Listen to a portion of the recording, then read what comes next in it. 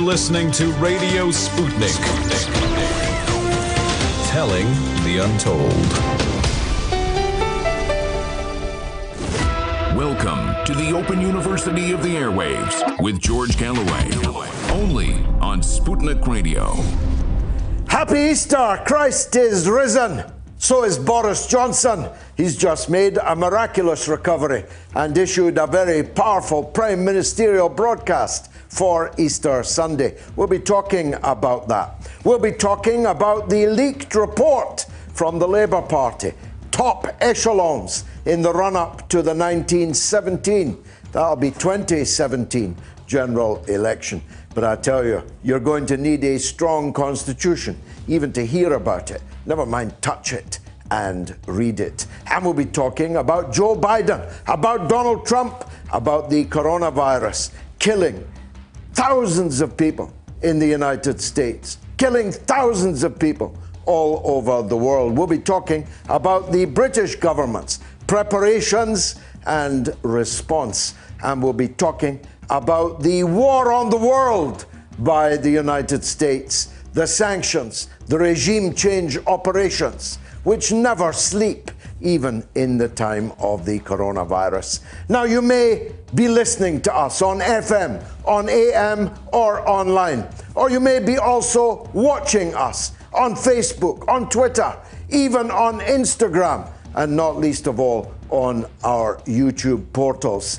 But whether you're watching or merely listening, it's important to fasten your seatbelts because this is going to be the bumpiest of rides. Radio Sputnik. We speak your language. The mother of all talk shows. The only education you can get for free.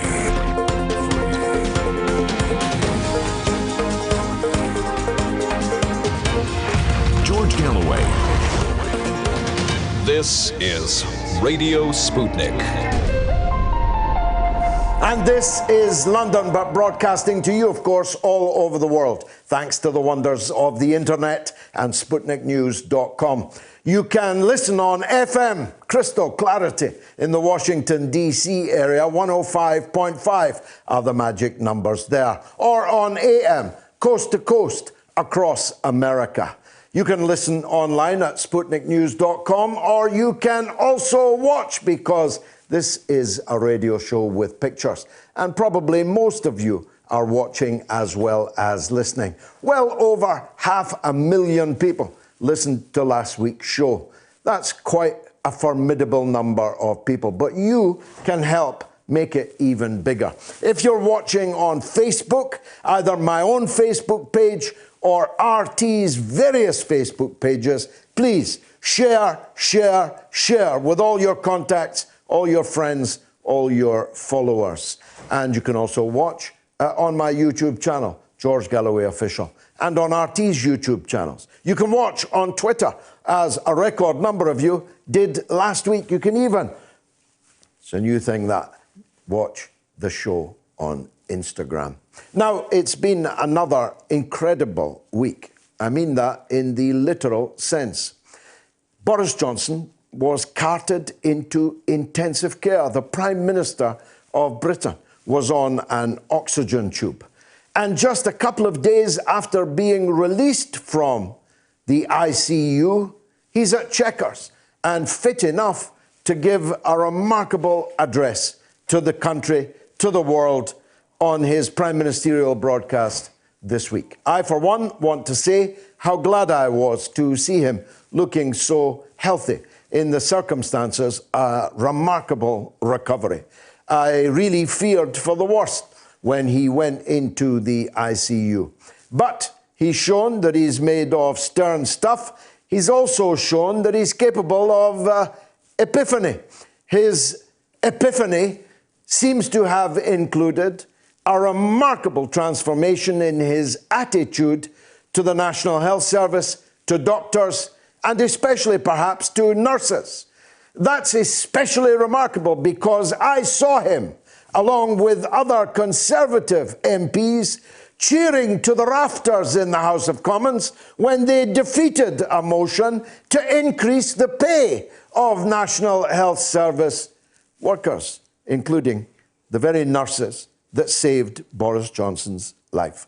Now, it is possible in life for people to make miraculous recoveries. Our own director is living proof of that. He's back at work, hale and hearty this very day.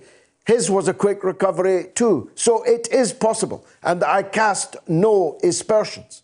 It's also possible, especially, I should say this, on Easter Sunday, it is possible for sinners to repent. Certainly every word that Boris Johnson said in his broadcast today was true, but every word of it will be cut out and kept. In fact, it will be nailed to a lot of walls, including my own, and every word of it will be thrown back in his face if he does not now do the logical thing of doing right by our National Health Service. That means, Prime Minister, that you have to pay them fairly what you now know that they are worth. That means, Prime Minister, that you need to fund the service in which they work adequately. That means, Prime Minister, that you have to equip and protect them safely as they continue to battle with this unseen enemy of which you spoke today.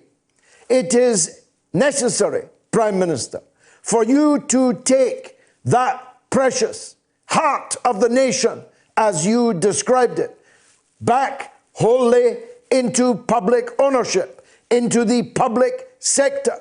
It is time for you to kick the money changers out of the temple, to overturn their tables, to send Richard Branson and the other buccaneers packing, and make sure that our NHS is in wholly public hands.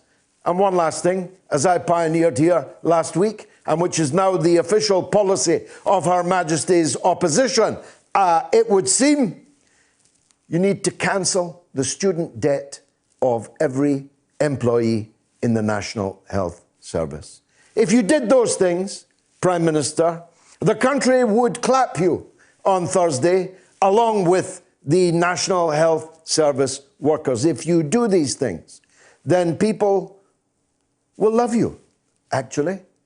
But if you don't do them, and if you fall far short of doing them, then many people are going to consider you one of the largest walking hypocrites ever to stroll the highways and byways of this green and pleasant land.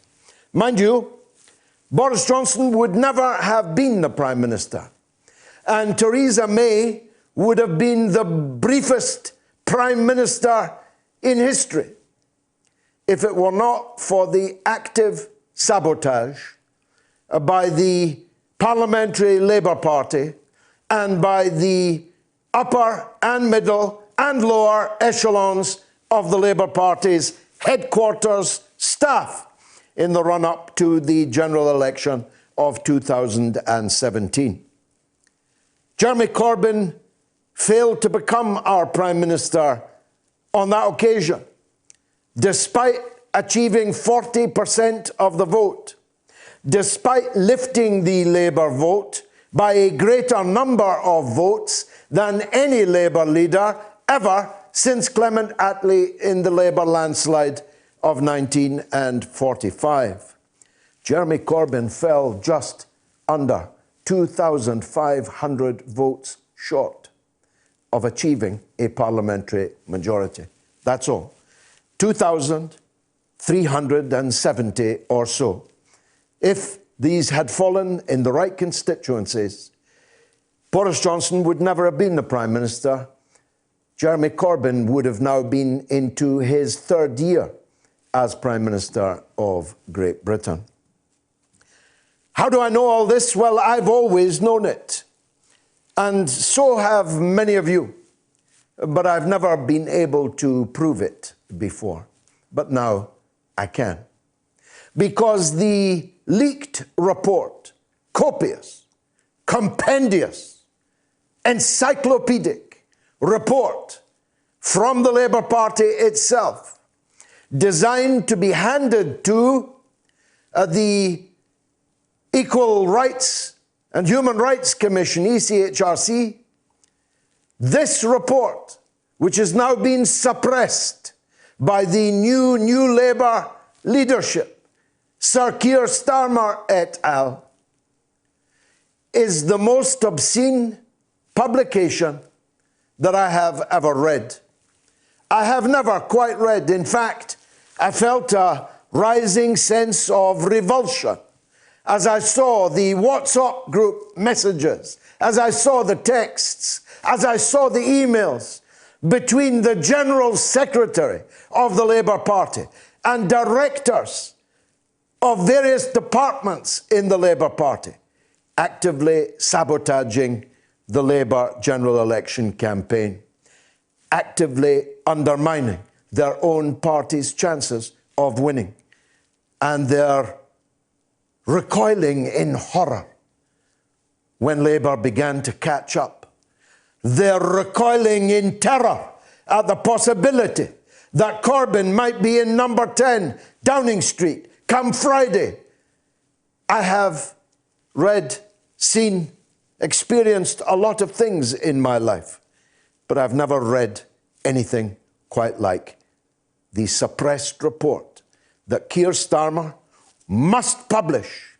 It must be published in full, and anyone who has a copy of it has a duty to history, to Labour, to the working class, and to the people of this country to publish this report, which establishes inter alia that the anti-Semitism scandal in Labour was a wholly internally manufactured lie, one of the biggest lies in history, and that those members of the Labour Party's staff actively conspired one with the other, both to inflate the scandal and to frustrate any attempt to resolve whatever problems had been thrown up on this track of anti-Semitism. It is confirmed beyond any contradiction that Jeremy Corbyn, far from being anti-Semitic, was struggling might and main in a way that none of his predecessors had done, and that the new General Secretary was struggling in a way that none of her predecessors had done, to ensure that there was no stain of the foul poison of anti-Semitism to be found anywhere in the Labour Party. It is also established, beyond contradiction, that the whole thing was an attempt at a political assassination, an attempt which in the end was successful. Now, I hold no candle, fly no flag for Jeremy Corbyn. I am in a better position than most to know of his failings, shortcomings, and yes, betrayals. I'm a living example of Jeremy Corbyn's betrayals. But as I said, and I was the only person in the British media to say crystal clear, loudly, from the start, on television, on radio, on video, on the streets, in print, I told you, all of you, that this was a manufactured crisis. This was the weaponizing of one of the biggest lies in all history. This was a slander against history, a slander against posterity, a slander against all that is good and holy. I told you that. I almost lost my job for telling you that. I told you every week And I was the only one that was telling you it. So I'm not here to praise Jeremy Corbyn. Heaven knows I'm not. But I am here to damn forever those that were ready to cheapen, to devalue, to coarsen the sacred duty of all people to fight racism and to fight anti-Semitism. Arguably the most poisonous strain of racism, certainly in centuries. One which cost 6 million Jews their lives and scarred the lives of those who miraculously escaped the gas chambers and the concentration camps. For anyone to use the shrouds of those dead souls, for anyone to use the ancient and historic suffering of the Jewish people just to bring down Jeremy Corbyn? Really? Is that as low as you will go? And speaking of Sir Keir Starmer and Lisa Nandy, who've been out batting for the government today, they're supposed to be Her Majesty's opposition. But both Starmer and Nandy have been defending the government on television today. Both of them said that this crisis could not have been foreseen. But that is untrue. It was foreseen. It was entirely predictable. It was indeed predicted. But you didn't have to look in the crystal ball. You could look at the book in China that was open since the 31st of December last year. You could have done what China did, and you could have had weeks and weeks of time in order to do it. You could have saved thousands of lives in Britain. But the government did not. It wasted those weeks. It flirted with the eugenicist poison of herd immunity, where all of us will take it on the chin and the devil will take the hindmost. And by the hindmost, we mean your mother and father, grandmother and grandfather, elderly aunt and elderly uncle. And then it lurched to a lockdown that isn't a lockdown at all. Then it promised testing, which it has never delivered. Then it promised that the hardware, the ventilators, all the things that the NHS needed would be ordered, albeit from a vacuum cleaner manufacturer who'd never made a ventilator in his puff. But they never arrived. They said, Hancock said in print, that we were well stocked with personal protection equipment, that we had no need for more masks, more aprons, more gowns. But we did. And then they promised that they'd ordered them. But they've only just arrived on Friday. They claim, I'll wait myself to see if that claim is any more true than the previous claims. But in any case, what they claim that they have secured is not sufficient even for the NHS. And it's completely missing for transport workers who are now dying like flies as a result of a lockdown that isn't a lockdown, that leaves buses and tube trains packed like sardines. The passengers, no doubt, infecting each other, and without doubt, infecting and killing our transport workers. I was in a shop yesterday. None of the staff had masks. Nobody seems to have masks. Unless, like me, you've trekked 100 pharmacies and had the means to pay through the nose in order to buy them. No testing, no PPE, not enough ventilators, not enough intensive care beds. Isn't that what the leaders of Britain's opposition should be saying? Shouldn't the leaders of Her Majesty's opposition be opposing in order to keep ministers and government on its toes? You would have thought so. And lastly, Bernie Sanders has thrown in the towel again. Like the grand old Duke of York, though with far more than 10,000 men, he marched them up to the top of the hill and he marched them down again.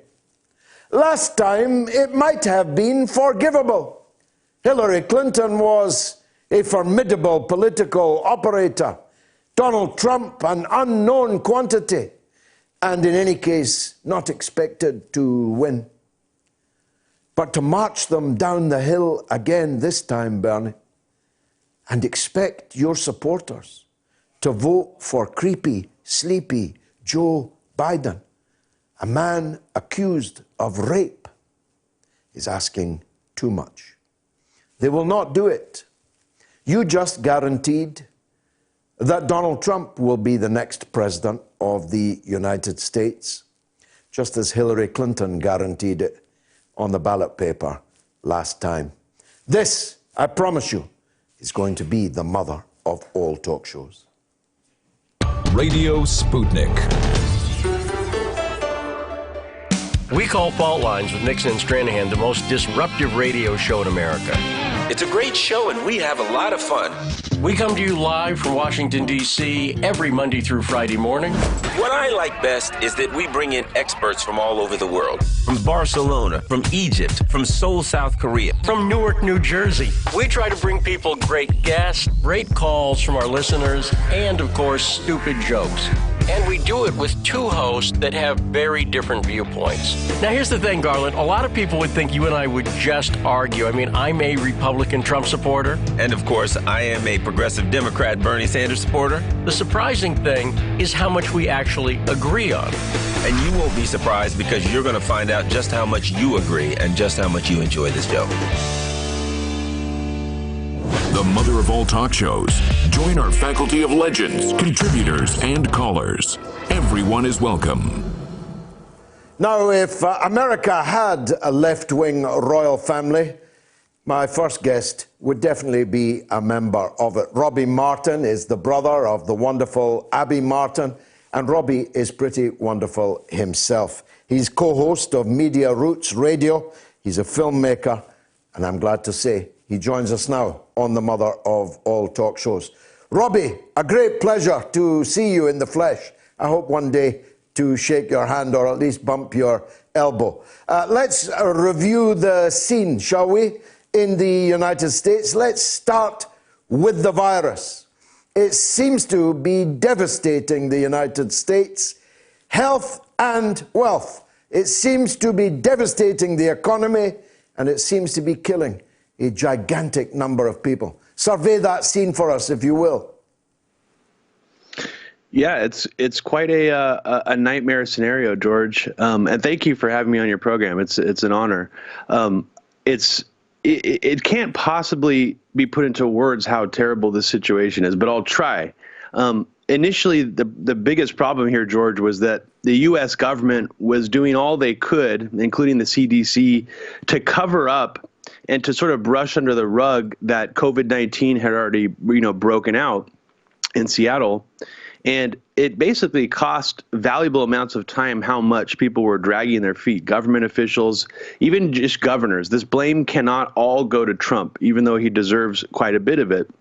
You see quite a disparity between, for example, the mayor of New York City, Bill de Blasio, on the same day that Gavin Newsom said that we should shelter in place in California, that this was very dangerous. We need to mitigate the spread of this. Bill de Blasio was encouraging people to go to the movies.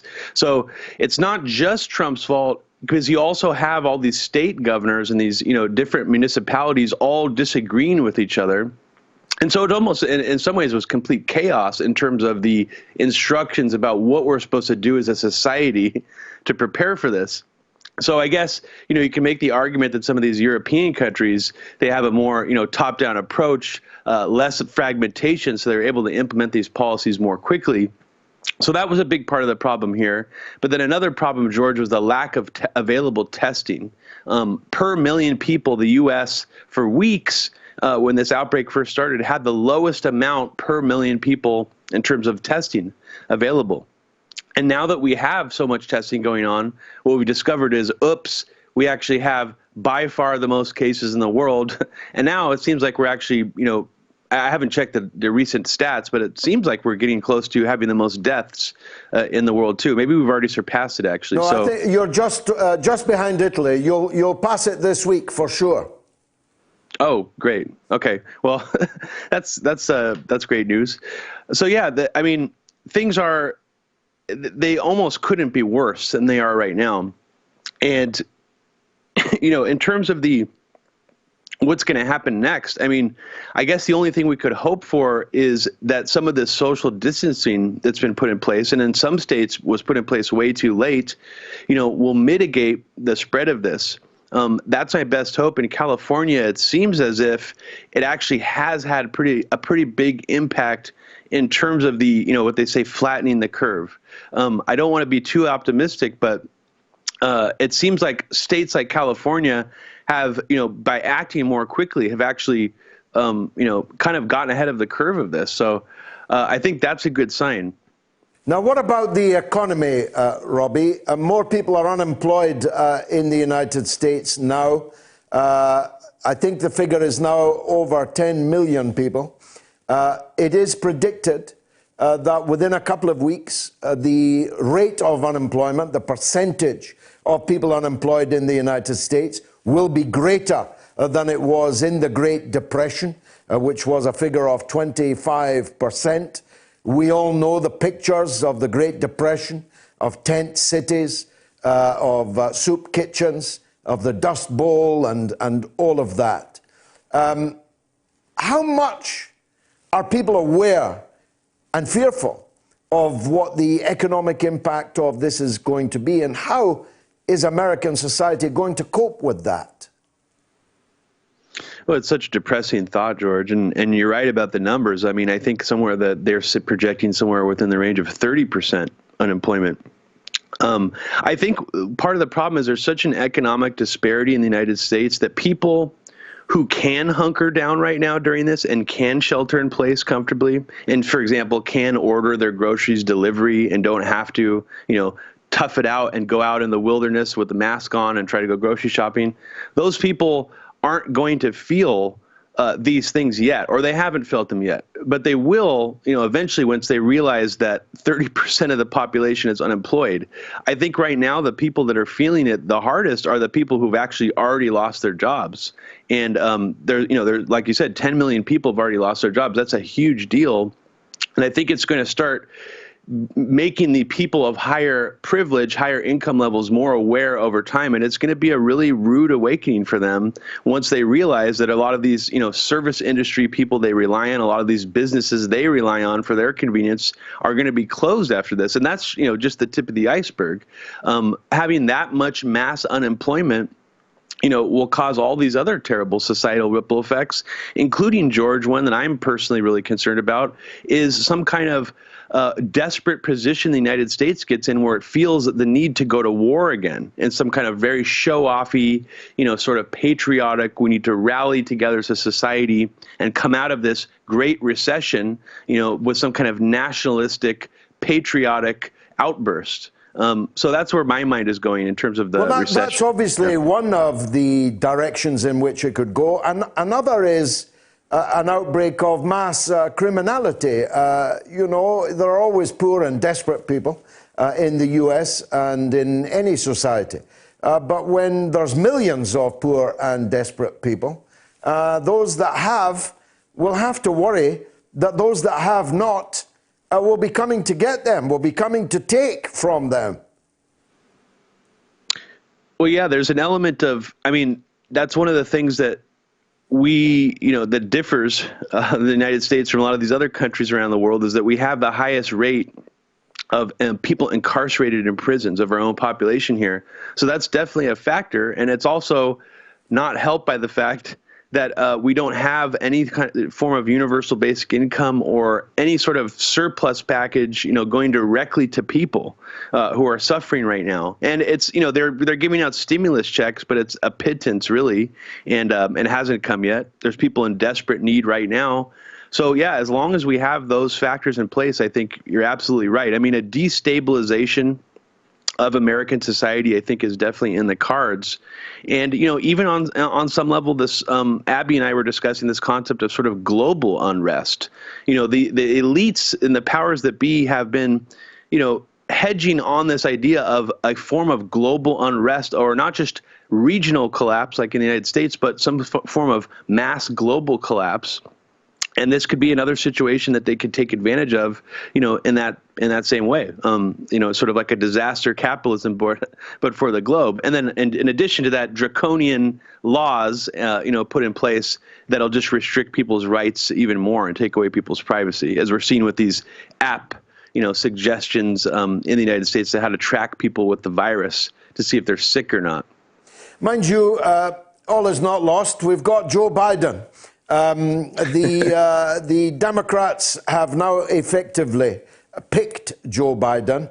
I'd like your views, please, on whether it is really credible that come November it'll be his name on the ballot paper. The more I see of him, the more I hear of him, the more I suspect that somehow, I don't know how, somehow someone else will be parachuted into his place. Your views on that, please, Robbie. That's an interesting theory, George. I mean, I could see why you would think that. I mean, he does seem to be exhibiting very real signs of cognitive decline in ways that I have not seen any other person running for the presidency exhibit. So that alone, I think that's possible. I don't know who the hell it would be. People are saying it's going to be Cuomo. I don't think that's going to happen. But, I think one factor of this is, will the election be delayed, the general election? And from what I understand about that is the president himself cannot actually authorize that. It would have to be the Congress, pushing some kind of legislation through. So from what we understand, it would be really difficult to actually move the general election date. But in terms of Joe Biden, I mean, there's no way he's going to win against Donald Trump. And there has to be establishment Democrats who are very high up, in the party, in the DNC, who absolutely know that to be the case. So the question then becomes, are they actually kind of agreeing to take the hit this time and allowing Donald Trump to essentially get another 4 years just so they don't have to allow someone like Bernie to take the nomination? It seems to me that seems like the play, George. But what you're saying is also possible. I'm trying to think of who it could be. And, I don't want to think it would be Hillary. That sounds like a Twilight Zone kind of scenario. But, people have been pushing out rumors that she could still run again. I don't know. I have no idea who it would be, but it wouldn't surprise me if they did that. But I think whoever they would replace Biden with at this point will lose against Trump, because the only chance, I think, for Trump getting out of this election was this situation. How is he going to handle the COVID-19 pandemic? That could have been a referendum on him, and I think that opportunity's already passed, and I don't think that ultimately that's what it's going to be. I think that he's already effectively spun it so that he looks great again during this process. I'm not very hopeful, George. I think we're looking for another 4 years of Trump, towards another 4 years of Trump. I think you're probably right on that. Robbie Martin, thanks for joining us on the mother of all talk shows. Give my regards to your sister, please. I'm a very big fan of hers. Thank you. Now, thanks, George. Let's take a quick break, shall we?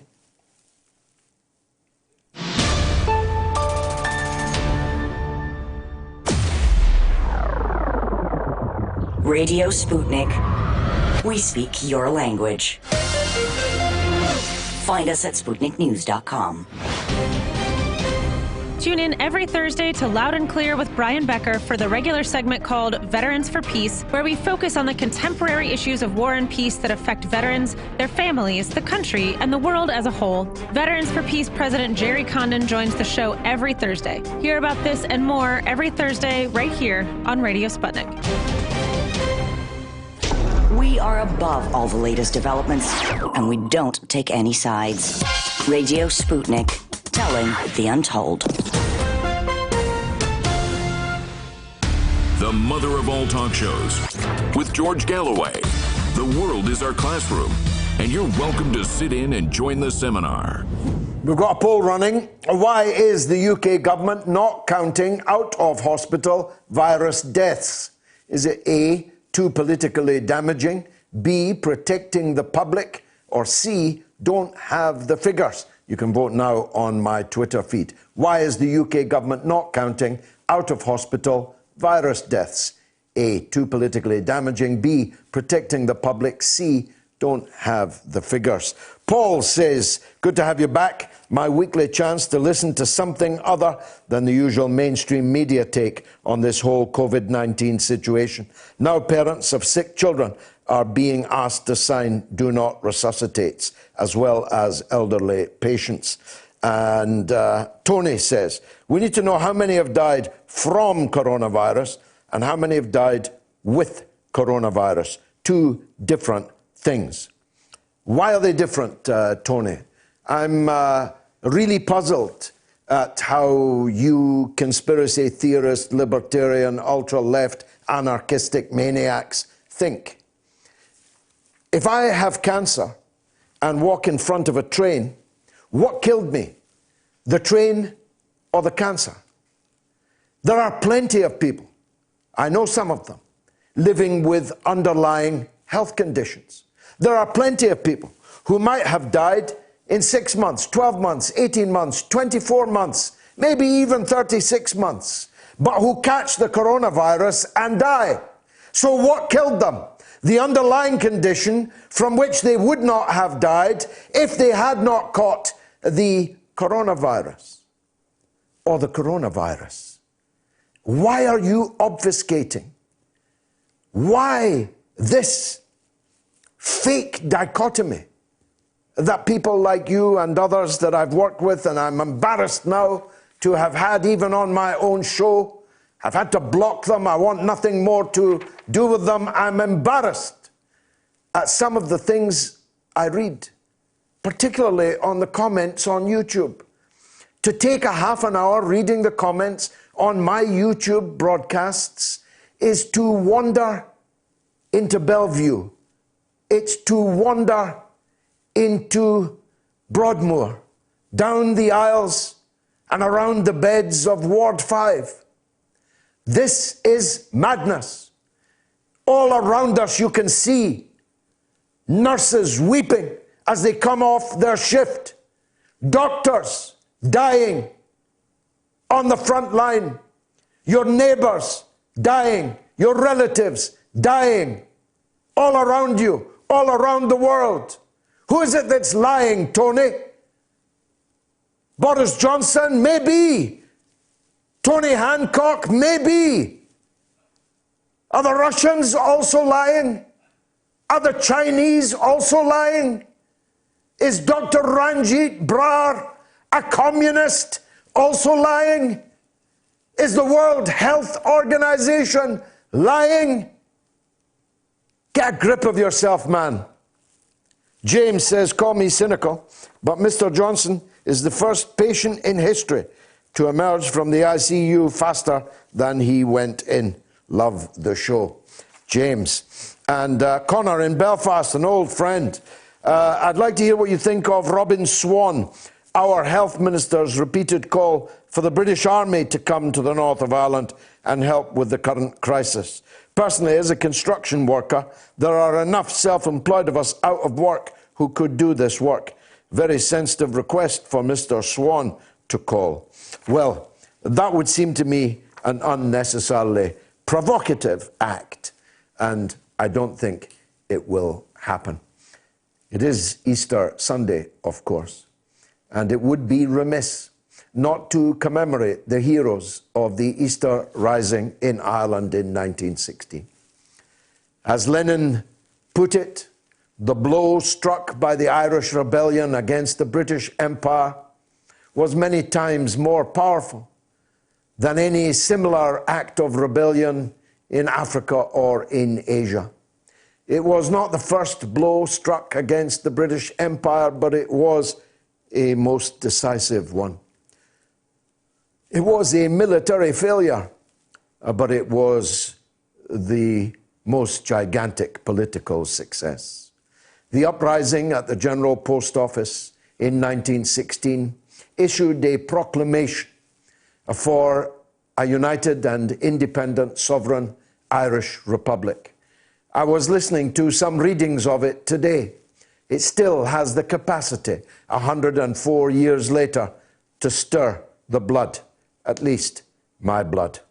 Let's take a look now at the short I did this week for RT on the robot, the Speak Your Weight machine. No, not Keir Starmer this time, Dominic Raab. Take a look. Somehow the parlous health condition of the British Prime Minister Boris Johnson illustrates the bewildering and worrying level of dysfunctionality within the British state. First of all, when news began circulating that Boris Johnson had been admitted to St Thomas Hospital and was in the intensive care unit, the British government itself released a statement that this was Russian disinformation. This was duly parroted by the neocon press like the Daily Telegraph, but when, just a few hours later, it was confirmed that this was true, in Orwellian style, the Daily Telegraph literally excised any reference to Russian disinformation. Go to their website, you'll find it no longer available. Who is running the country?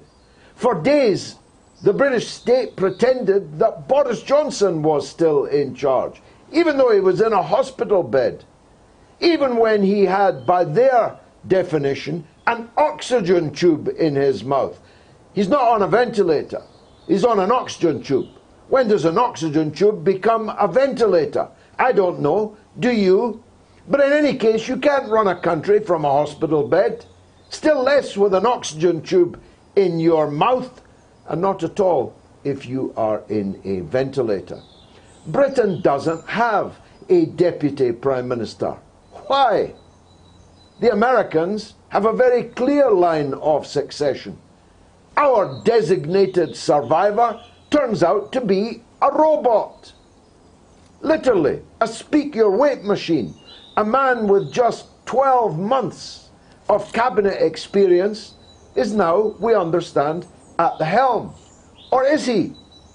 As the journalist and broadcaster Piers Morgan pointed out, he doesn't have the power to put his hand on the nuclear trigger, lest that was necessary in the middle of a pandemic.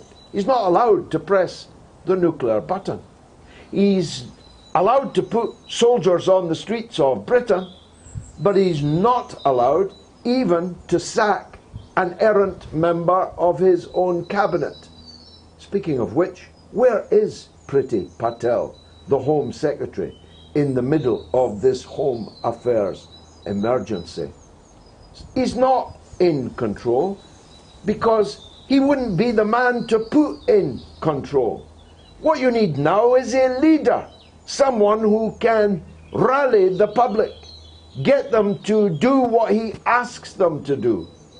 The only thing that Dominic Raab could speak is your weight. Why is Dominic Raab at the helm?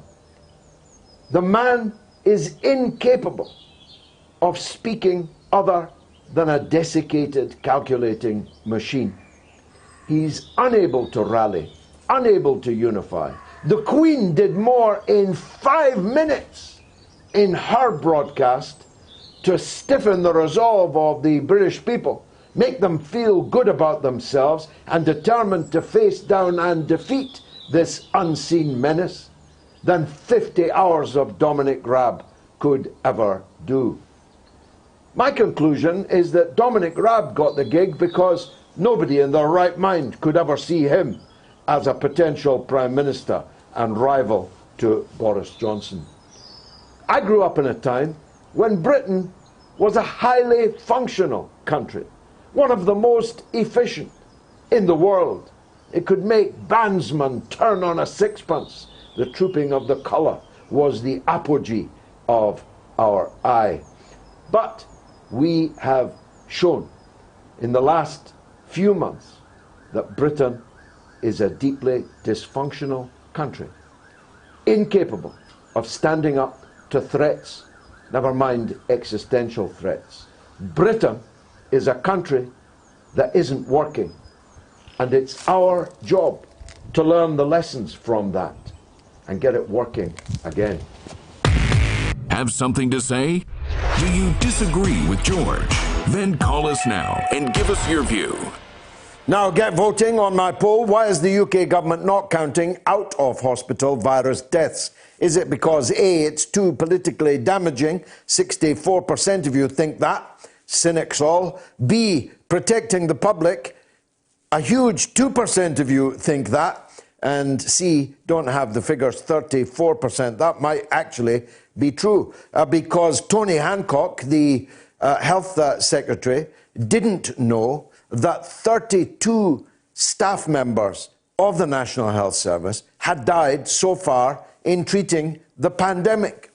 As Piers Morgan pointed out, how come I, Piers Morgan, a journalist, know that number, but you, Tony Hancock, the health secretary, don't know it? That's a pretty good question, you know. That's a pretty difficult question for Mr. Hancock to answer. Anyway, Bernie Sanders, Grand Old Duke of York or not? Let's hear from Michael in Minneapolis. Go ahead, Michael. Hey, George. Happy Easter from this lifelong Presbyterian to you. Thank you so much indeed. Well, forgive the Presbyterian bit, but thank you very much. Happy Easter. Fair enough. All right. So Bernie Sanders, I'll get right to it. You know, I was obviously crushed by him getting out of the race. In American history, no candidate has ever won the first two primary contests and failed to win the nomination. Three, actually, Michael. Michael, it was the first. He won the first three. Oh, no, I know, George. I know he won the first three, but no candidate has ever won the first two and then failed. Right. And Bernie won three, and not only did he win three, but he won the biggest and most diverse state by 30 points. And one thing that was underreported at the time is both in those primaries and in the time leading up to Super Tuesday, Bernie was leading polls and winning votes even among moderates. He was winning every single group. And then Barack Obama rallied the troops. It's documented behind the scenes that he called Amy Klobuchar, called Pete Buttigieg, got them to drop out and get in line. Liz Warren stayed in the contest, you know, on some super PAC money from someone who was, you know, opposed a Silicon Valley type, who had kept her alive when her, you know, campaign was out of money. And the media went on a full-out blitz anti-Bernie Sanders. They compared his movement, us, all the volunteers knocking, going door-to-door, making phone calls and text messages and organizing. They called us brown shirts. Chris Matthews said we were like the Nazis rolling over France in 1940. The paper of record, the New York Times, ran column after column with titles like, "No, not Sanders, not ever." And so what I say to you is that we won the contest as the game was played. And I said to my dad, you do the real kind of football, but in American football, I said to my dad, it's like we were winning 21-0 at halftime, and they gave the other team 3 touchdowns just to start the half, just to do it. So what I'm asking you is, will we ever be able to win? Because I'm starting to doubt that it's even possible to win in the Democratic Party because the power structure and the establishment is so strong, so much stronger, in fact, than the Republican Party.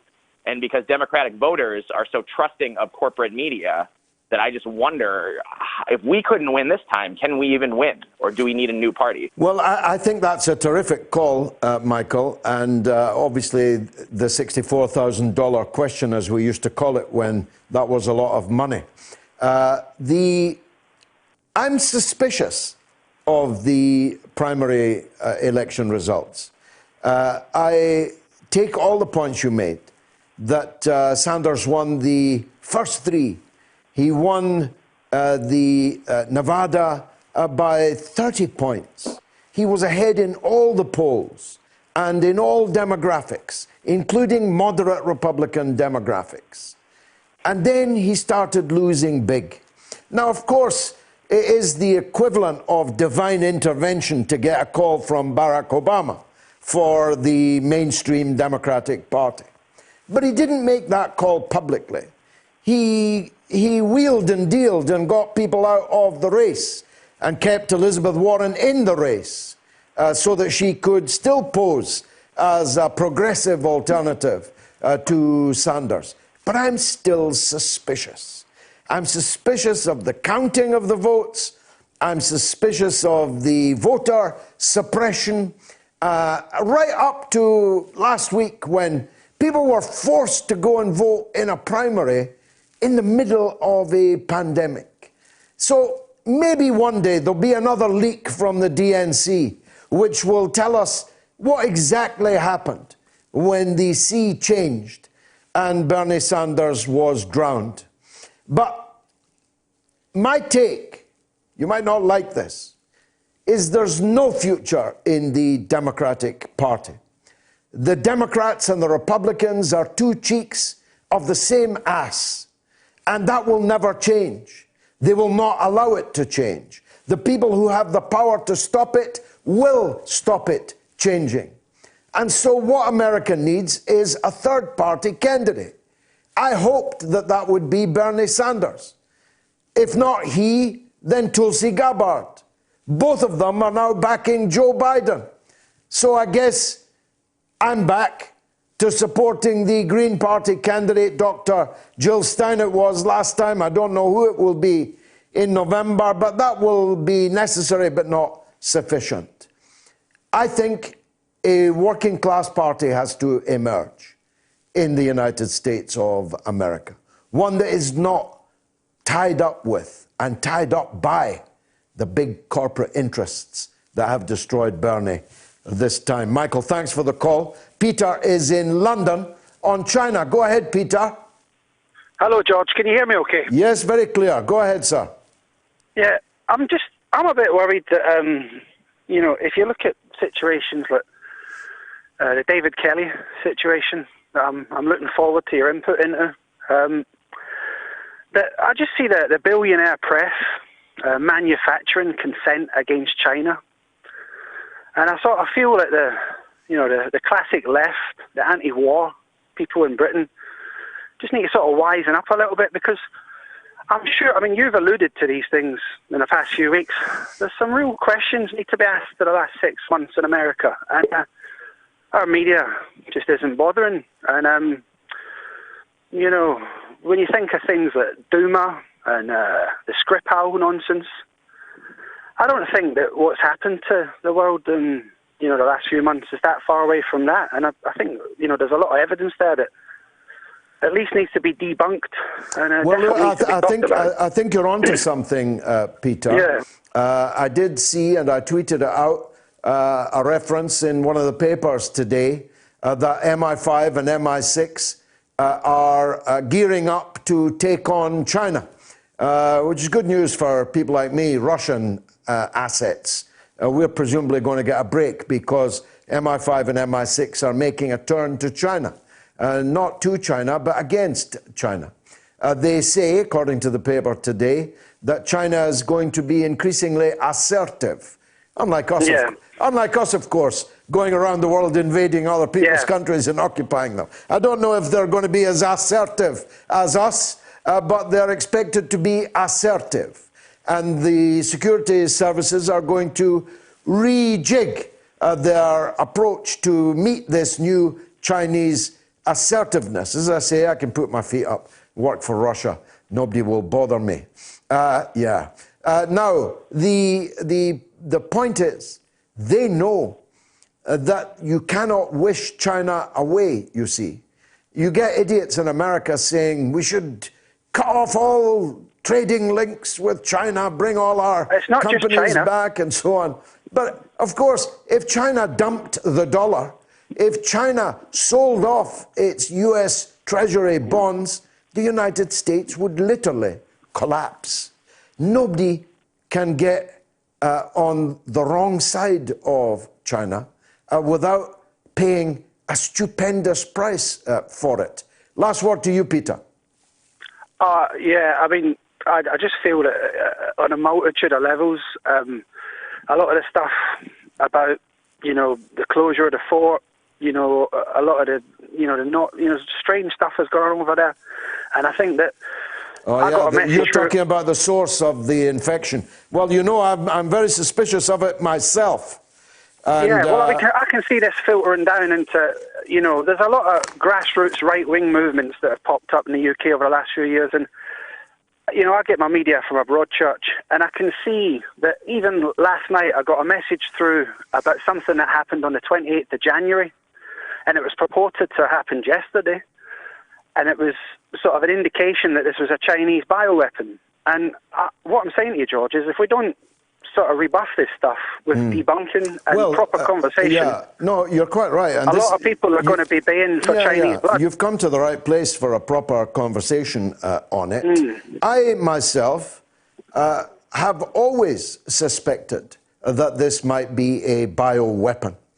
It might be a Chinese bioweapon released by accident or by sabotage. It might be an American bioweapon released deliberately into China by an idiot that doesn't know which way the wind blows, or rather that the wind blows every way, or by accident from Fort Detrick and taken to Wuhan itself in the clothes, in the bodies of American military athletes at the World Military Athletics in Wuhan in December of last year. It could be a bioweapon. There's another theory today that the Chinese were working on coronavirus in bats with a $3 million grant from the United States of America. We'll have to see where these stories go. It is equally possible, and I believe actually more likely than not, that the coronavirus didn't come from China at all, but came from the United States, now by far and away the worst affected country in the world. Now, too politically damaging? A, 63%. B, protecting the public? 3%. C, don't have the figures? 34%. Why is the UK government not counting out of hospital virus? Thanks, Peter, for that call. Sani says, a fellow Viva Palestina 09 convoy member here. I love your show, thank you. On your point of this pandemic being predictable, please can you advise if you're aware of Event 201? Please ask people to watch it. It's legit. It's the easiest way to dispel the myth that this could not be predicted. It's on YouTube. A dress rehearsal of the current pandemic by the World Health Organization, and calls out everything that's happened since, word by word. We have lived it. Check it out.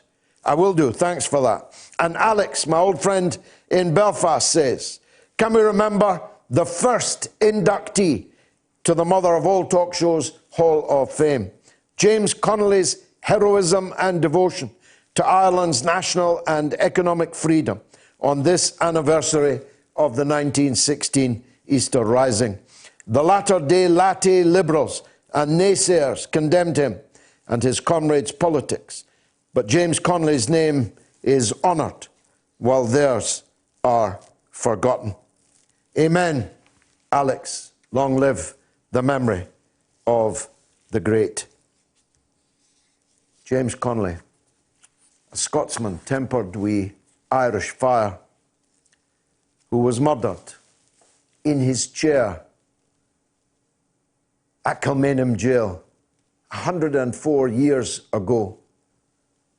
He couldn't stand up on account of his wounds, but he faced his assassins bravely, as did all those who signed that proclamation of the Irish Republic that I mentioned earlier.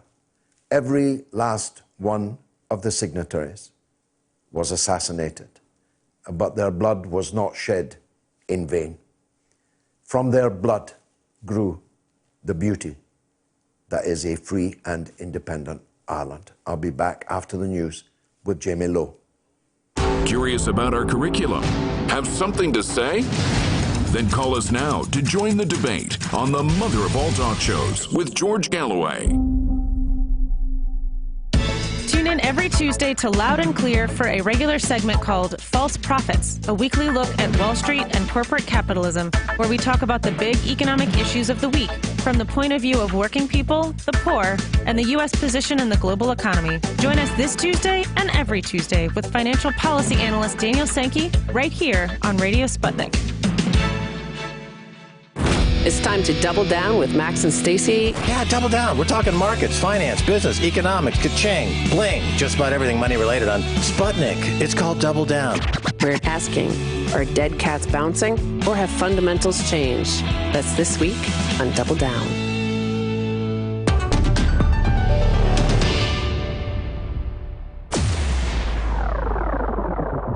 Radio Sputnik.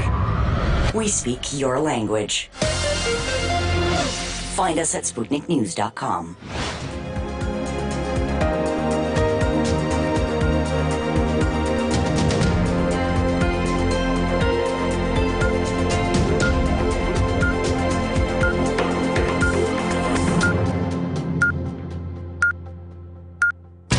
Radio Sputnik News. A further 737 people have died from coronavirus in Britain's hospitals, taking the total recorded death toll to 10,612. However, these figures do not include those who died in care homes or the community. A former public health director is accusing the government of coming very close to lies over the UK's coronavirus figures. Professor John Ashton, the former regional director of Public Health England, says the number of people dying with COVID-19 could be double what the public is being told. This is because the official counts do not include deaths outside of hospitals. The latest Downing Street press conference revealed that the Prime Minister Boris Johnson had left St Thomas Hospital in central London but won't immediately return to work as he continues to recover from the virus. In a message posted to his Twitter account after his 7-night hospital stay, Boris Johnson said the NHS had saved his life, no question. The UK Business Secretary, Alex Sharma, is refusing to apologise over claims healthcare workers do not have the right equipment to safely deal with patients who have coronavirus, but admitted that more needs to be done. But when asked if he wanted to apologise directly to medical teams caring for patients, he said millions of pieces of PPE kit are going out to the front line, but conceded there needs to be even more. It comes after the Royal College of Nursing is now advising its members they have the right to refuse treating patients if they do not have adequate personal protective equipment. The United States now has more deaths in the coronavirus pandemic than any other country, with numbers exceeding more than 20,000. Over the last 4 days, more than 2,000 have died each day. The US has a higher overall figure than Italy, previously the worst hit nation in the outbreak.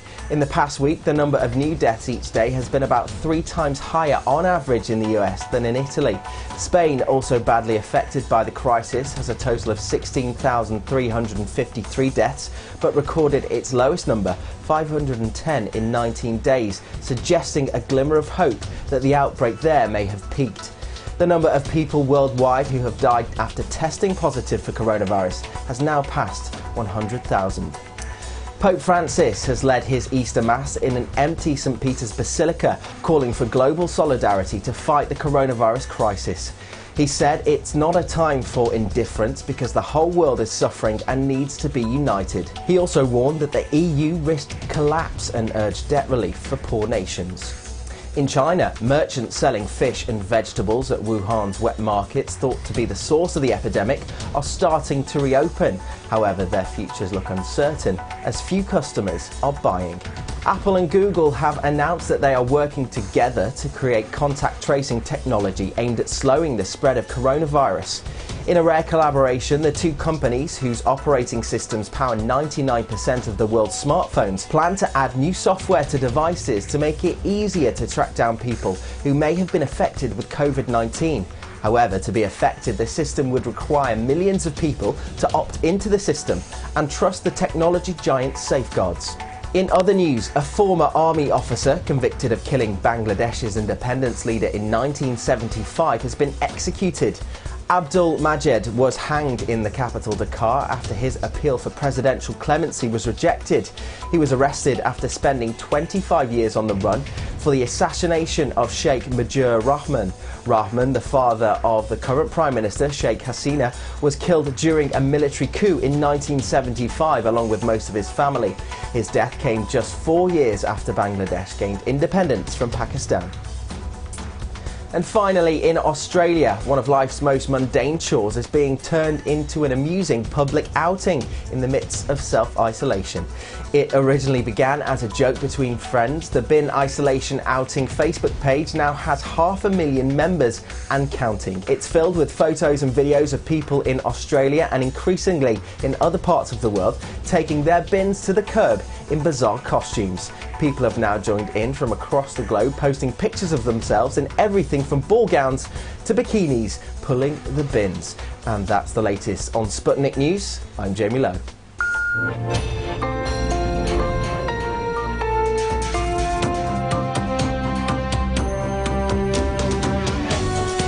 You're listening to Radio Sputnik. Telling the untold. Welcome to the Open University of the Airwaves with George Galloway, only on Sputnik Radio.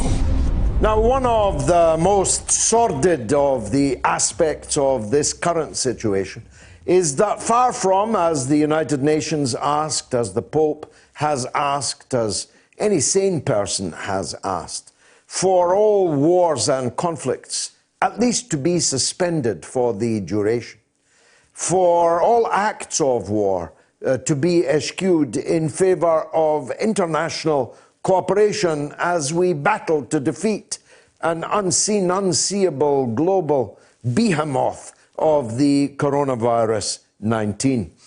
But the United States has instead taken the opportunity to double down on its attempts to seek to destabilise and defeat, to change the regimes in various countries, including countries that are in the vanguard of humanity in responding to the crisis. Cuba, for example, is now on even sharper sanctions than it was before the coronavirus began, not least because anybody trying to buy Cuba's world-leading medical technology in the current climate, the United States has made clear that anyone who buys from Cuba will be sanctioned by the United States. Even ventilators are being blockaded in the time of the coronavirus. It's hard to believe, I know, but it's happening.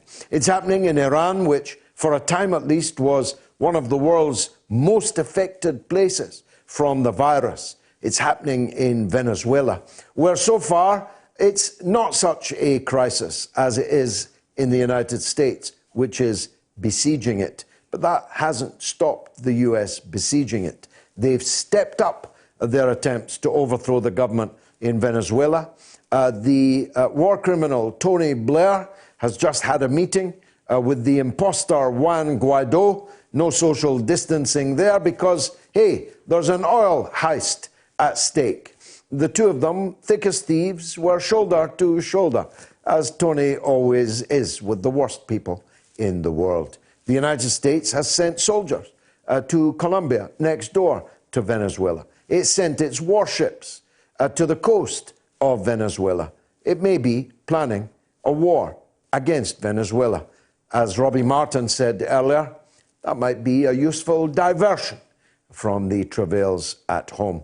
One man who charts all of these things with meticulous detail, style and panache is a former guest of ours and one of my heroes.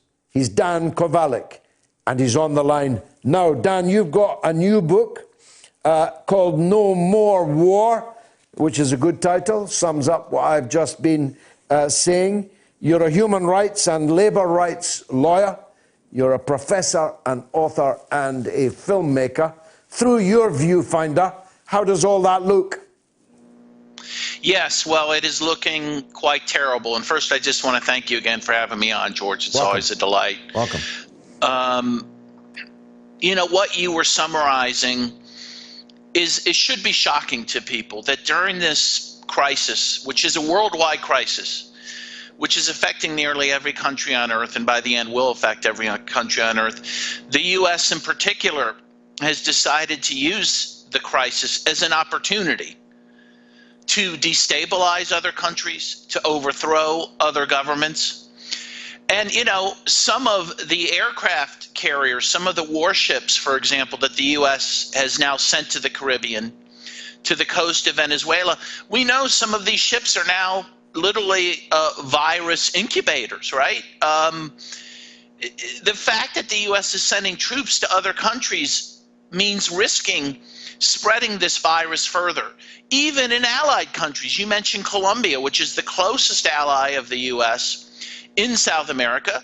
When we send troops to those countries, we are risking spreading the virus. And by the way, most of the spread of the virus in Venezuela is now coming from the border with Colombia as Venezuelans return to Venezuela during this crisis. And so it is the height of imperial hubris. It is the height of cruelty to be trying to use a pandemic to gain geopolitical advantage at this time. But that's exactly what's happening right now. What about Nicaragua? They seem to, as we discussed on my other show, Sputnik, they seem to have rediscovered their ire against Nicaragua and the Sandinista government there, democratically elected government. What's going on there now? Well, things right now are quite stable. The virus has not gained a lot of ground in Nicaragua. They have an excellent healthcare system under the Sandinista government, which is in charge right now.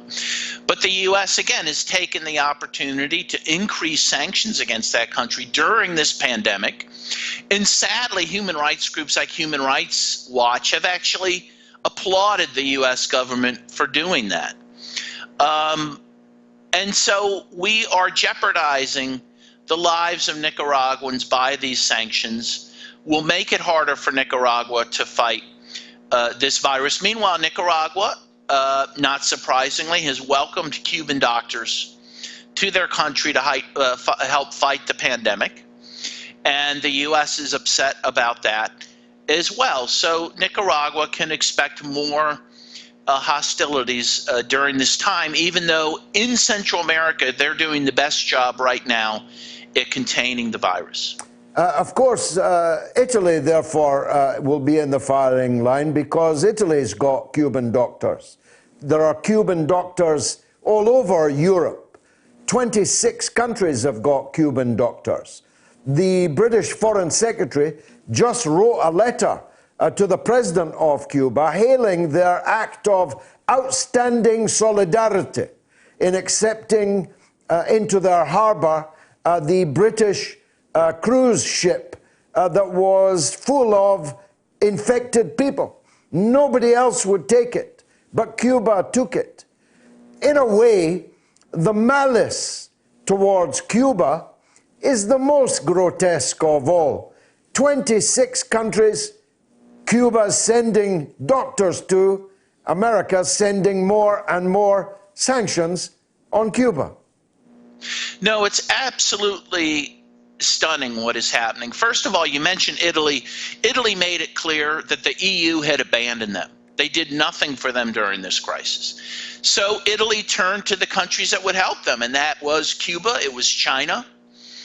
who willingly helped. Cuba is under now over 50, has been under sanctions by the U.S. for over 50 years, has been the victim of a crippling blockade by the U.S. for over 50 years, and yet they find the wherewithal to help these other countries. It is awe-inspiring what Cuba is doing. But again, the U.S. has decided it will make it harder for Cuba to do that work and to, frankly, to help their own people. There have been specific instances in which the U.S. has blocked medical supplies to Cuba during this pandemic. It is the height of cruelty, but Cuba does stand out as a shining example of what type of international solidarity we need at this very time. In fact, Pope Francis today called in St. Peter's Square for international solidarity and for the end of international sanctions during this time. And he was quite right to do it. He was indeed. God save him and preserve him. Now, tell us about your book, No More War. Is it naive, this call? How do we get to a situation of no more war? Well, I would hope that during this time of crisis, we would learn about not only the futility of war, but frankly, the devastating nature of war, not only to those that we attack, but to ourselves. You know, the fact that the U.S. has spent trillions of dollars on these destructive and seemingly pointless wars in the Middle East has left the U.S. crippled in its ability to fight this virus. And that's why we see the U.S., which had been ranked so high before this crisis as being this model for health care, we see it unable to deal with the crisis. We see the numbers higher in the U.S. than any country in the world, and those numbers will continue to go up, the numbers of those who are dying due to this virus. And the fact that the U.S. spends trillions of dollars, the fact that the U.S. has money for bombs and for weapons, but doesn't have money for ventilators or even face masks. You have the President of the United States go on TV and tell the American people they should use T-shirts to make masks with because we don't have any. And why? Because all that money has gone out the door to fight wars. And I hope truly that people will be educated by this moment. Now, the great Oliver Stone, a man we both admire very much indeed, he's associated with this book. Tell us. Yes, well, he has a great quote on the front of the book talking about how this book cuts through the Orwellian lies that make so-called humanitarian intervention possible. Stone has been someone who has been writing and making films about the dangers of war and aggression for many years. It should be pointed out that Stone himself, while greatly vilified by the mainstream media, he actually quit Yale to fight in Vietnam, and it was there where he was educated about what U.S. war meant. And in Vietnam, it meant killing women and children on a mass scale. It meant destroying their forests and their farms. And Stone has taken an interest in this book because he has seen firsthand what war means. Well, if it's good enough for Oliver Stone, it's good enough for me. Where can people buy it, Professor? Yes, well, they can get it on Amazon. They can get it at their local bookstores when those bookstores, of course, open. But many bookstores, at least, they can order from at this time. And if people follow me on Facebook or Twitter, hey, and they need a book, I'll find a way to get them a book. So, fabulous. If for me, it's about spreading the message. It's about fighting the war machine, which we need to continue doing. Thank you very much indeed. Professor Dan Kovalik from the United States. His new book, No More War, a must read. Why is the UK government not counting out-of-hospital virus deaths? A, too politically damaging, 64%. B, protecting the public, 4%. C, don't have the figures, 32%. You can vote on my Twitter feed. Let's take a quick break. Radio Sputnik. Tune in every Wednesday to Loud and Clear with Brian Becker and John Kiriakou for a regular segment called Beyond Nuclear, where Brian and John discuss nuclear issues, including weapons, energy, waste, and the future of nuclear technology in the United States, with Kevin Camps, the radioactive waste watchdog at the organization Beyond Nuclear. Listen on Wednesdays right here on Radio Sputnik. Want to talk? Get in touch with us at radio@sputniknews.com. Now, That Was the Week is the segment in which I look back at important things that happened on this day or around about this day. I mentioned last week, but on the basis it's so good I've named it twice. It was on this day in 1961 that the Soviet Union put the first man in space, Major Yuri Gagarin, who was fired from the Baikonur launch pad in the spacecraft Vostok. Long live. He orbited the Earth for 108 minutes at 17,000 miles an hour. It was the first in a series of space firsts for the Soviet Union. They launched the first satellite, put the first dog, Laika, into space, and the first woman cosmonaut, Valentina Tereshkova, who's still alive and still a member of the Russian parliament. That was in 1963, and 2 years later, Alexei Leonov became the first man ever to perform a space walk. A day later, in this week in 1992, Labour leader Neil Kinnock resigned following the general election defeat to the Tories. Kinnock had led his party in opposition for 9 years and persuaded it to abandon some fundamental policies, such as unilateral nuclear disarmament and widespread nationalisation, which in my view may have had something to do with his defeat. I was, as it happens, the first Labour MP to call for Neil Kinnock to resign. And later that night, I bumped into him in the Groucho Club toilet in Soho in London the night after the general election. And on the television that morning, I'd called for him to go. You can imagine it was a little chilly, a little frosty over the urinal. In sport, on April the 13th, 1997, lucky for one Tiger Woods that he won the Masters Golf Championship at the age of 21. He was 21, wow. He was also the first black player to win a major championship. April 14th, in 1865, was the day US President Abraham Lincoln was shot by John Wilkes Booth at Ford's Theatre in Washington. And on the same day in 1912, the passenger liner Titanic hit an iceberg at 11:40 off Newfoundland. It was also on the 14th of April in 1988 that the then USSR signed an agreement to withdraw its troops from Afghanistan, ending 9 years of involvement.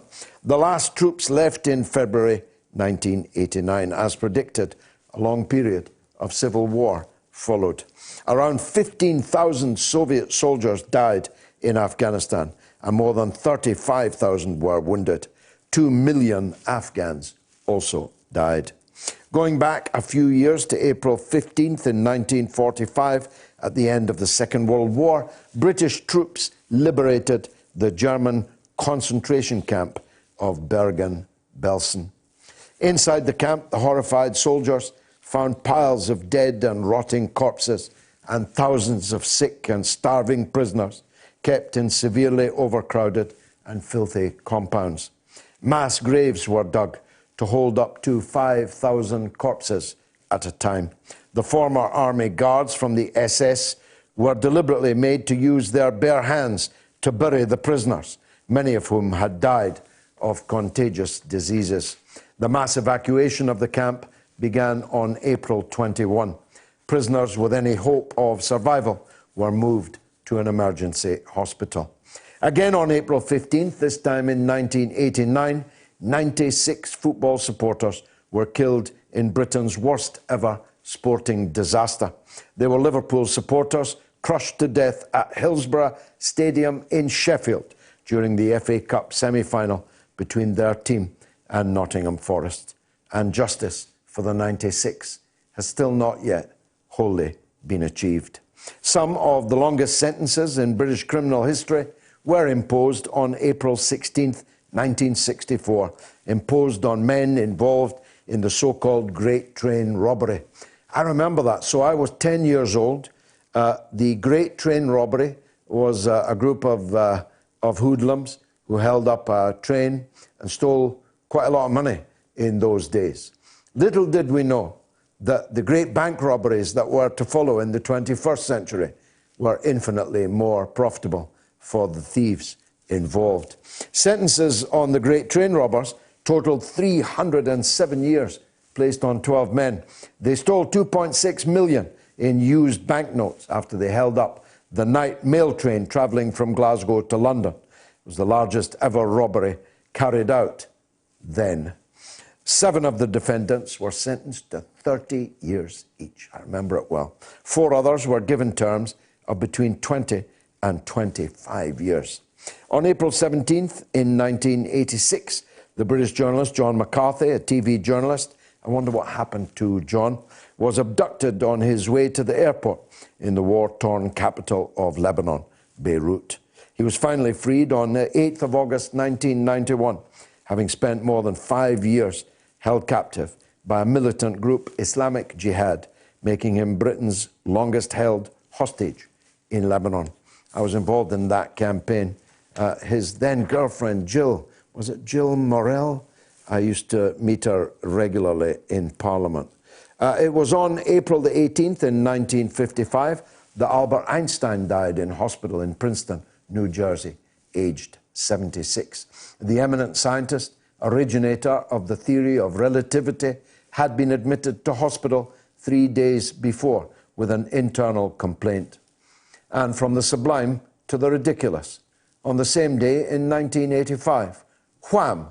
Became the first Western pop act to release an album in China, and it's been all downhill since. For Wham, that is. That was the week that was in another eventful and often tragic 7 days. Let's hear from the great British public. Brian in Essex. Go ahead, Brian. Good evening, sir. How are you? By the grace of God, I'm still good. Thank you. Good. I'm no conspiracy theorist or truth or anything out there. I'm not political in any way. I just wanted to phone you and give you some study that I know is true and Untitled, because I'm a sister that works for the LAS, which is the London Ambulance Service in Montford in Essex, concerning the SARS-2, should we say, or COVID-19, as people are putting out there. But the hospitals are empty. Half of them anyway. One in South Essex, going into North Essex. She also showed me a study from December 19th of last year and this year. There's only a rise of 3.4% in deaths down to the SARS. This is not even about SARS, because they're putting it down to lung cancer, whatever, sir. And I've got a study from my sister, and she works for the London Ambulance Service. Also, her main call-outs now are not for COVID-19, stroke SARS, it's for domestic violence abuse, believe it or not, because of the isolation laws. And I'm not trying to put any panic or say there's not a pandemic or this is not real. No, you are. No, Brian, you are. There's no point in resiling from it now. The hospitals are empty, you say. Half of them. The ones in South Essex. In South Essex. Half of the hospital. Talking about are empty. I just want to be clear what you're saying. Half of the hospitals are empty. The Queen Elizabeth Hospital in Montford in Essex, and Ilford Hospital are half empty. I've got video evidence of this. She's took videos of me. There was a guy who actually went to Stoke Mandeville Hospital and took a live stream, and now he's actually been taken into police custody. That's fact as well. Yeah, also, probably, I've got a friend. Yeah. No, I want to test you on this. Yes, I'll let you in again, of course. Why are people pretending that the hospitals are full if they're half empty? No, it's like my sister, as I say, she's getting this study from December the 19th. You're playing your sister a lot in aid, Brian. Because she's a London ambulance service. All right. But just tell me, your theory, why is everyone, including doctors, nurses, chief medical officers, patients, why are they all pretending that the hospitals are being overwhelmed? I don't believe they are pretending. The security I don't know if you've been to a hospital. The security going into a hospital at the moment is absolutely outrageous. Just getting into a hospital. My sister's only going on what they call call-out services. Her main priority now of call-out services is domestic violence. Listen, yes, sir. I'm asking you a basic question. You've seen, you must have seen, can't believe you haven't seen, you've seen the exhausted nurses at the ends of their shifts. You've seen them crying. You have seen them crying. I see on mainstream media, sir. On mainstream media. I've been indoors for 3 weeks. I've not been out of my house for 3 weeks. Are these nurses actors? Are they pretending? I can't give you. I don't know, sir. I don't know, sir. I mean, I've been in my house for 21 days now. Well, I know. Maybe you've got a bit of cabin fever yourself. No, sir. I'm not. It's a basic question, Brian.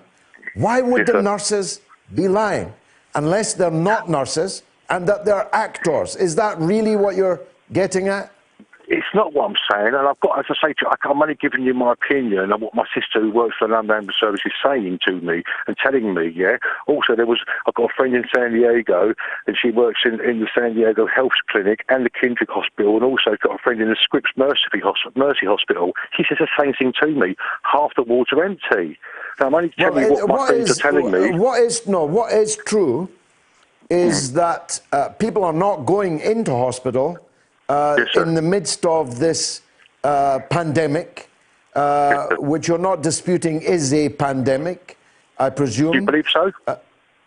Well, you didn't dispute it earlier. Do you want to dispute it now? I dispute the deaths because there's only been a 3.5 on the medical study of infectious diseases. There's only been 3.4% rise in deaths in 4 months. Well, look, I don't actually recognise the number of 3.4. 3.4%. I can send it to you. I'm happy to email it to you. But Brian, but to preface the number with the word "only" is absurd. Do you know how many human beings only 3.4% more than average death rates actually is? In England? Yeah. 47 people. 3.4% is 47 people. Died from December the 19th to last week of death rate. 3.4. It was 47 people more died than last year from influenza and heart disease and lung disease.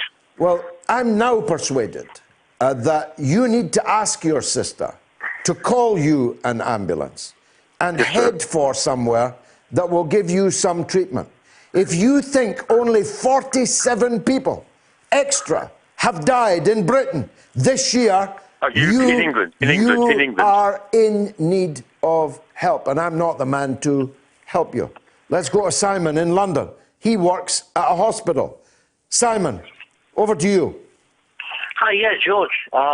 Did you know that in the United States on Wednesday, these are Wednesday's figures, 2.9% people died, right? That's total cases of 370,000, roughly total deaths of 11,000, and a total death rate of 2.9%. That's very high. That death rate, that's very high. Well, it's very high for the country, but the country's a larger country, much larger than the UK. No, it's nothing to do with the size of... I'm not going to hear this, George. Simon, it's nothing to do with the size of the country. It's a percentage. It does depend on the size of the country, because it's a bigger country, and of course you're going to expect more deaths, because more people are going in and out. That's why. Simon, do you know the difference between a percentage and a number?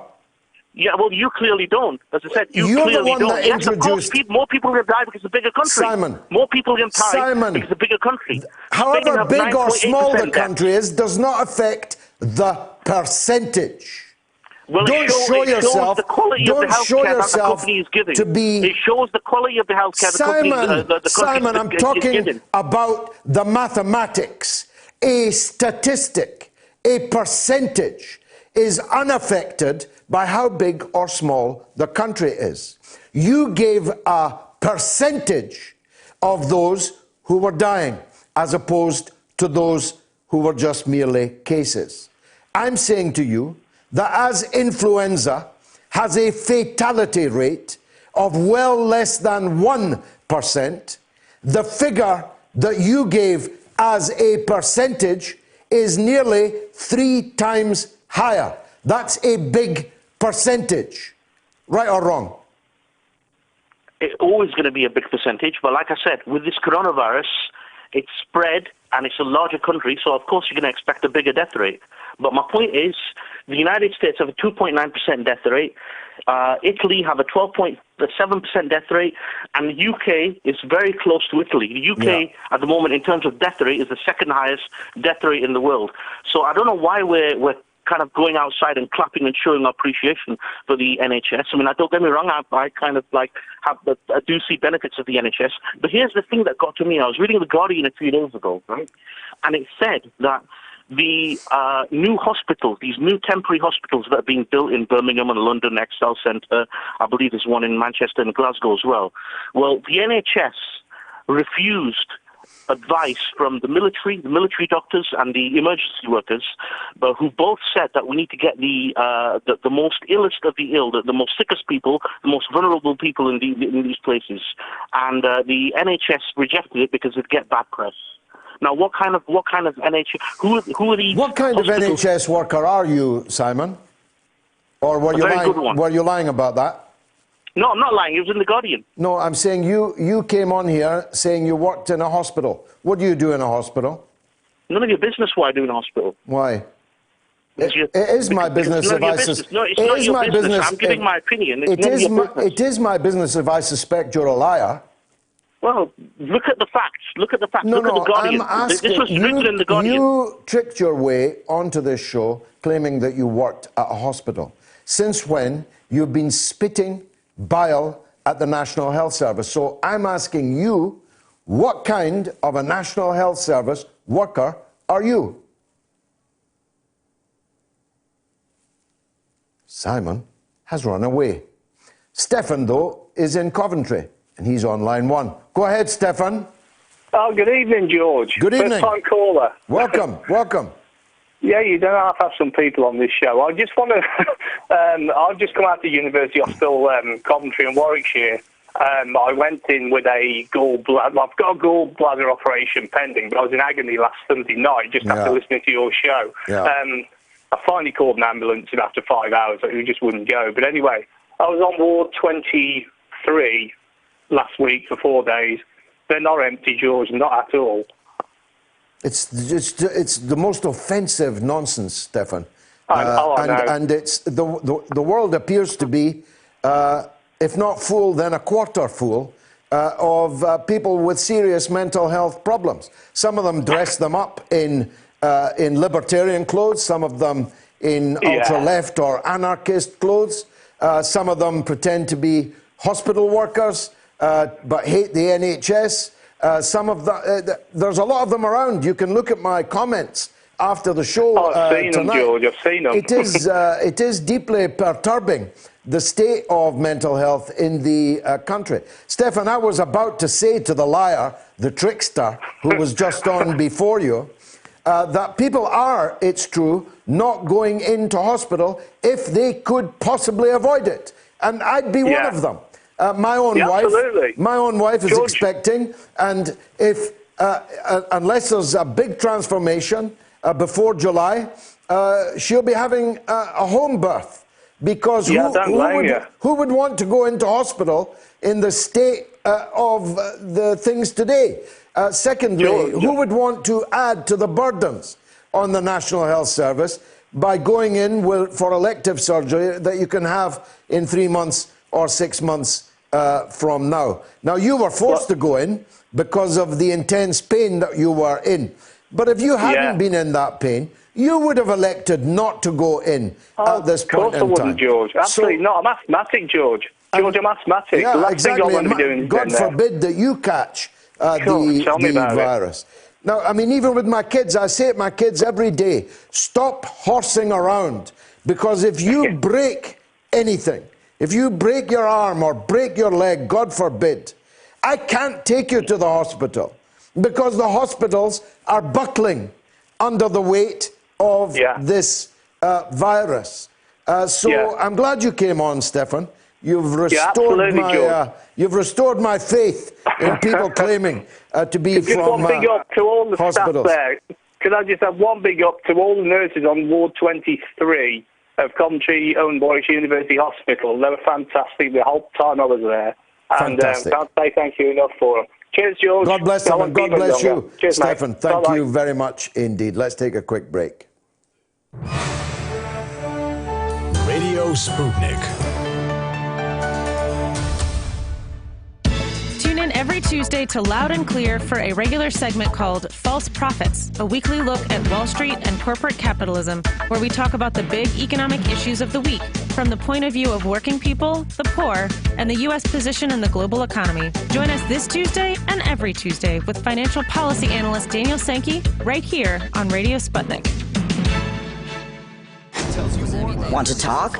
Get in touch with us at radio@sputniknews.com. We are talking 24 hours a day, 7 days a week. You are listening. We give you the most essential out of the endless information space. Radio Sputnik, telling the untold.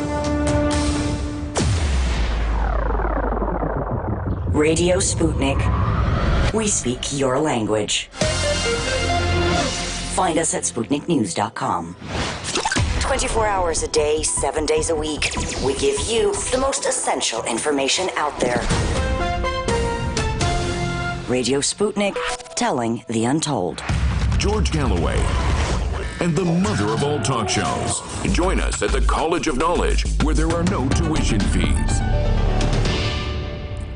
Now, Madeline Wisby says media are controlled by the globalists. Well, not this media, although I did read on YouTube this week, I'm not making this up, that the line I'm taking on the coronavirus was to be expected because RT is controlled by the banks, don't you know? Number one, Buznut Liberty says the only reason why we go to other countries and invade them is because the majority of them countries asked us to anyway. That's Buznut Liberty. Spring Morning Glory says Britain and China scientists are working together to come up with more reliable and quick result testing kits for the public. Wish them success. Unbearable Pain says China is a red herring. It's nonsense to blame a country for a virus. They live in a chemical fog of poison. And my old friend Tad Davidson says, I agree totally on reducing, if not totally eliminating, the power of the globalists and the corporations. It's badly needed. But how short of civil insurrection? That nearly happened in 1933 in the United States of America. I do worry about what will happen in America, not least because 100 million of them have got guns, and many of them several guns. Ali Jones says, why has Hancock not called out the billionaires, just like he did with the footballers? Dare not call out their party donors. It was a bit rich, if you'll forgive the pun, picking on working class footballers for their extremely high level of wages at the top end of the game, not shared by those in the middle and at the lower ends of the game, whilst not asking the billionaires, so far, to pay a penny extra. L.A. Taylor says Bill Gates wants everybody who is and isn't vaccinated. What's wrong with being vaccinated, L.A. Taylor? All my children are vaccinated. I am vaccinated. What do you think Bill Gates, who, as I understand it, himself suffers from a terminal illness, what is it he's after? Is it more money? Actually, he gave most of his money away.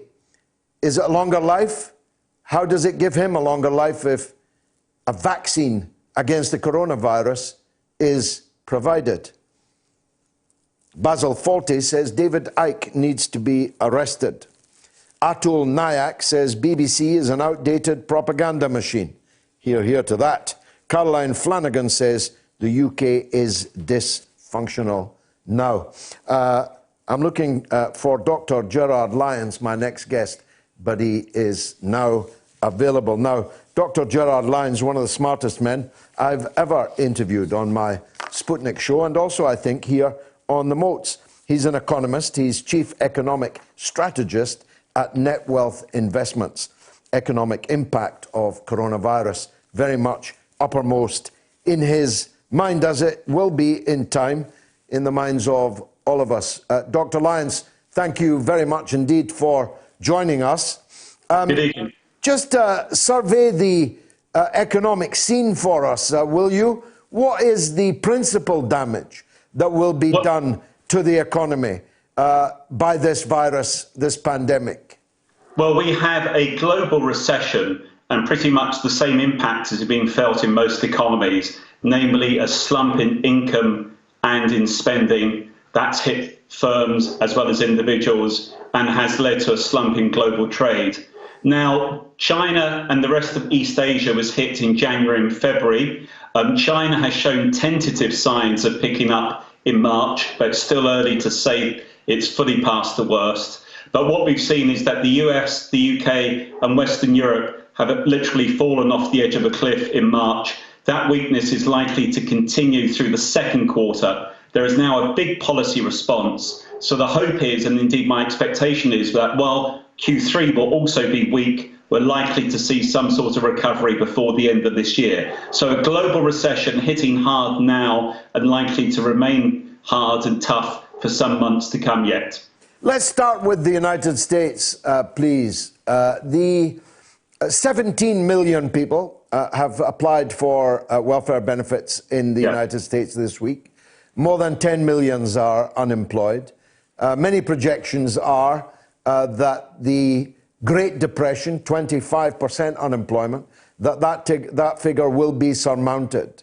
And on the principle that, as we saw in the 1930s, when America catches cold, the rest of the world catches pneumonia.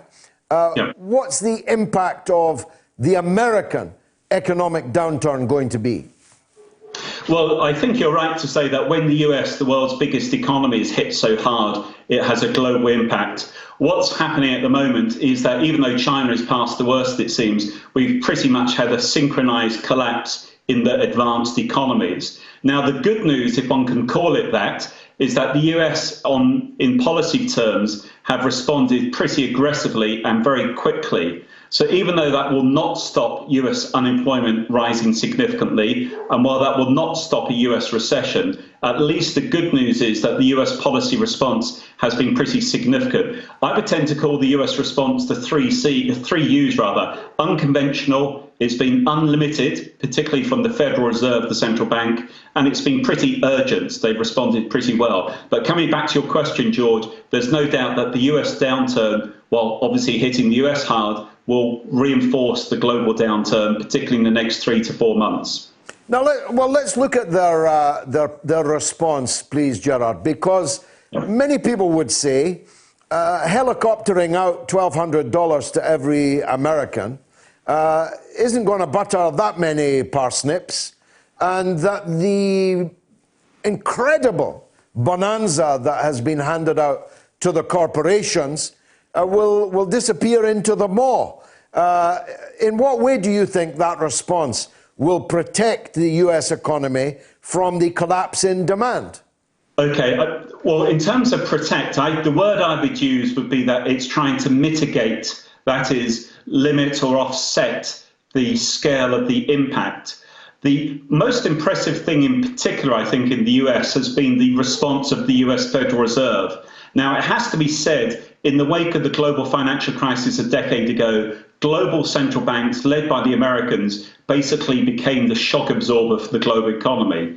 They don't have much room for maneuver left as we go into this hit. Therefore, more of the heavy lifting this time should be done on fiscal policy or by fiscal policy. But what we've seen in the US is that the Federal Reserve has said that they will provide unlimited help. Their balance sheet has already risen sharply. So that will underpin the markets. It will provide financing in terms of the corporate sector. But in terms of your question, the reality of these situations is that the poorest tend to be hit hardest, and those people in jobs that can be cut quickest tend to see their jobs basically go. What we're trying to see, though, from the US and to some extent from other policymakers in the West is an attempt to try and ensure that this is a temporary hit. But the scale of it is so considerable, namely to the world economy, it's hard to imagine this will be a completely temporary hit. Unfortunately, there may be some permanent impact. But I think the US response has been pretty good in terms of throwing money, unlimited help from the central bank. But you're right, in terms of the distribution aspect of it, I think many people are looking at that as a secondary issue. But I think Congress is now trying to force through another fiscal package to ensure that some of those issues are addressed. Now, you're a man, you believe in this economic system. I don't. So with that in mind, I pose you this question. Yeah. Isn't all this being done with funny money? I mean, they're just turning the presses, metaphorically, aren't they? This is not real money, not backed by anything. It's just running more money off the printing press. What are the consequences likely to be of that?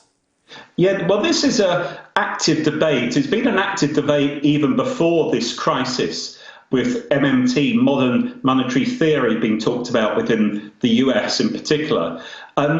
Like many theories, well, economics is a social science. It's not a hard science like physics. And therefore, one has to look at some of these policy stances in terms of the context of the day. I think we're in such a situation now where inflationary pressures are minimal, hence the focus on oil in the last 24 hours with OPEC and non-OPEC countries trying to limit supply, and that being seen as a positive thing by many economists and by the markets in order to stop deflationary pressures taking hold. So I think there is the ability, there is the scope for central banks to actually provide direct financing to the government. So-called funny money, as you call it, but I wouldn't call it that. I would call it necessary action. But at the same time, in similar respect, but not the same argument, many people have been critical about the use of fiscal policy in the past. I, however, would argue that now is also the time to be proactive in terms of fiscal policy, just because of the slump to the demand and income. But like many of these policy responses, they need to be coordinated, they need to be credible, but also the question is the scale as well. And that very much leads on to your question. I think if we were still asking it in 3, 6, 9, 12 months' time, then people might have a more valid reason to be concerned. But when you look at the situation, there is the ability for central banks to be more accommodative in this sort of environment, and there certainly is the scope and the ability for governments to relax fiscal policy more. I think also it should be said that governments should find it relatively easy, despite the scale, to fund much of their spending, given that international long-term investors are looking for safe havens, hence bond yields are incredibly low. Finally, and I'm grateful for your time always, Doctor, what about Britain? What is the likely impact, both of the devastation that has been caused and the government's response to it, in your view? Well, Britain is a microcosm in some respects of what's happening elsewhere. We have a health crisis and an economic crisis. We really need to overcome the health crisis in order to start to make inroads into the economic crisis. So addressing the health issue is one thing, addressing the economic problem is another, but both almost need to run in tandem. Here in the UK, I think the government has been willing, so too is the central bank. I think the government's response needs to be less complex, shall we say. The American response is simpler in terms of getting money out there quicker. Here in the UK, we've not provided the help as quickly to the corporate sector, particularly small firms. So I think the government, even though it's trying to do the right thing, and I'm constructive about what they're doing, they need to do more. The central bank here, I think, could take a lesson from the US and provide more unlimited help. Also, I'd like to see the central bank here, and indeed other central banks, peg long-term rates. So there are technical answers to your questions. But what it does do in the UK is I think it reinforces some of the policies that we've been talked about before the crisis. There are many parts of the UK economy that are brilliant, first-rate, world-class, but we have a very imbalanced economy. Those imbalances, I think, will become clearer as we come out of this crisis. So in some respects, it reinforces the need for the UK to focus on what I call all the I's: investment, innovation, infrastructure spending, incentives, and clearly the most important I, inequality. So I think that even though we have a big problem in the UK, and even though I think the policy response has been good, I think we need to do more on the policy side. We need to make sure that while it's a temporary hit, it doesn't become a permanent hit to the economy. And I think we have a big challenge there. But when we come out of it, I think many of the imbalances that we talked about before the crisis will still be staring us in the face. And in some respects, the policy outlined beforehand needs to become even more apparent after. Always a pleasure. Dr. Gerard Lyons, thanks for joining us on the mother of all talk shows. Let's go to line one. Wayne is in Cheshire. Go ahead, Wayne. I want to talk about Boris. I believe his political days are over. Why? If you want to use the Star Wars metaphor, he seems to have turned to the light from the dark side for me. He's at record levels in the opinion polls. He's at 55%, the highest number for a governing party in an opinion poll in, I think, 70 years of polling. Yeah, right. It's not the public, which is the way I'm thinking about it. It's the people who invest, is paymasters, basically, and they will, for me, they will not accept him. It happened, obviously, a couple of weeks ago when he said there is such a thing as society. When Margaret Thatcher, I hear what you're saying on that, but yeah. I think that he'll be protected by his standing in public opinion and by the stunning majority that he achieved in his election. But you're right. For all those fools who obviously forgot Margaret Thatcher, who keep telling us that Britain has the most hard-right government that it's ever had and Boris Johnson is some kind of fascist. Well, he ain't sounding too much like a hard-right Prime Minister now, is he?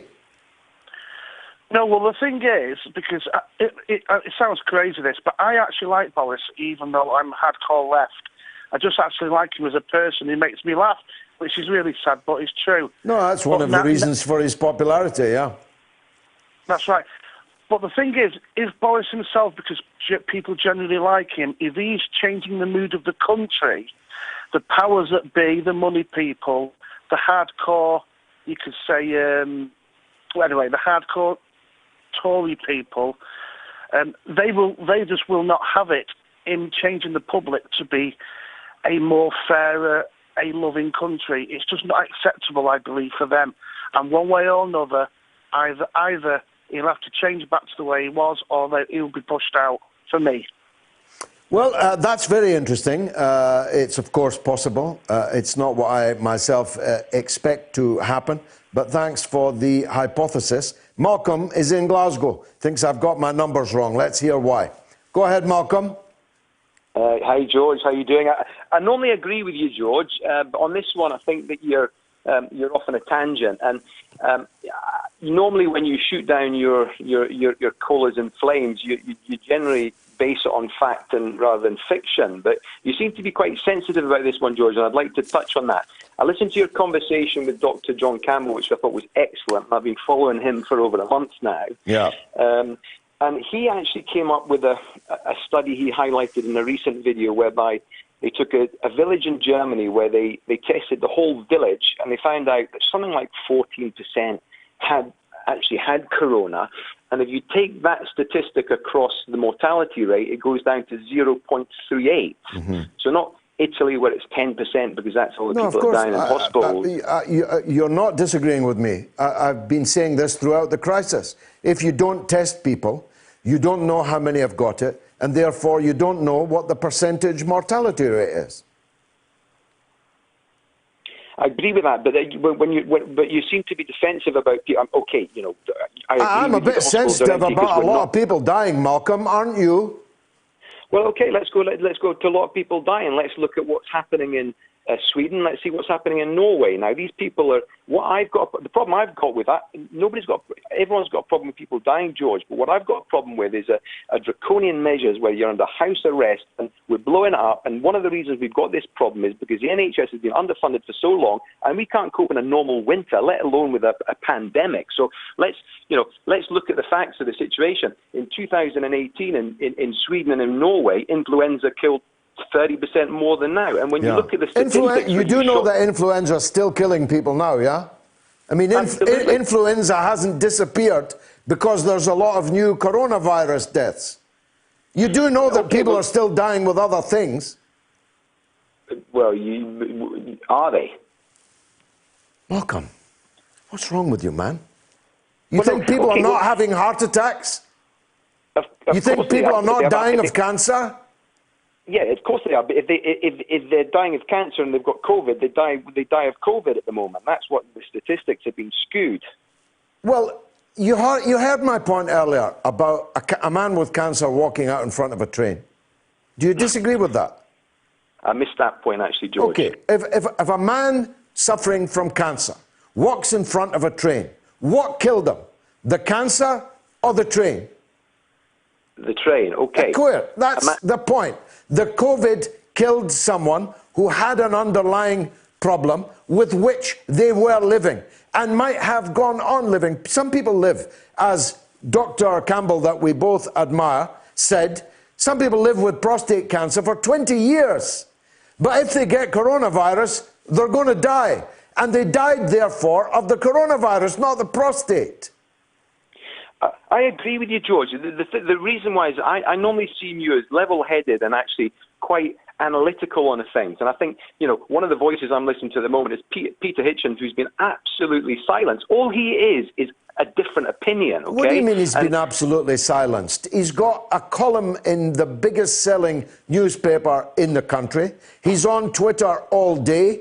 He was on Good Morning Britain with his nemesis Piers Morgan just the other day. What do you mean he's been silenced? If you YouTube him, you won't see anything in the last 7 days because he's showing a contrary opinion to what's he doesn't need YouTube, and he doesn't need you pretending he's been silenced. He never stops talking. He never stops talking. You can't get a word in edgeways with that guy. I know. Well, absolutely. I mean, it's. Look, I don't want to fall out. I don't want to fall out with you. I need to go to the news. Malcolm, forgive me. Forgive me. Jamie Lowe. It's the 9 o'clock news. Curious about our curriculum? Have something to say? Then call us now to join the debate on the mother of all talk shows with George Galloway. Tune in every Tuesday to Loud and Clear for a regular segment called False Prophets, a weekly look at Wall Street and corporate capitalism, where we talk about the big economic issues of the week from the point of view of working people, the poor, and the U.S. position in the global economy. Join us this Tuesday and every Tuesday with financial policy analyst Daniel Sankey right here on Radio Sputnik. It's time to double down with Max and Stacy. Yeah, double down. We're talking markets, finance, business, economics, ka-ching, bling, just about everything money related on Sputnik. It's called Double Down. We're asking, are dead cats bouncing or have fundamentals changed? That's this week on Double Down.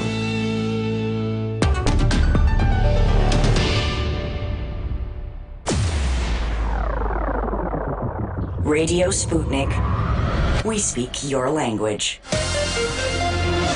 Find us at SputnikNews.com.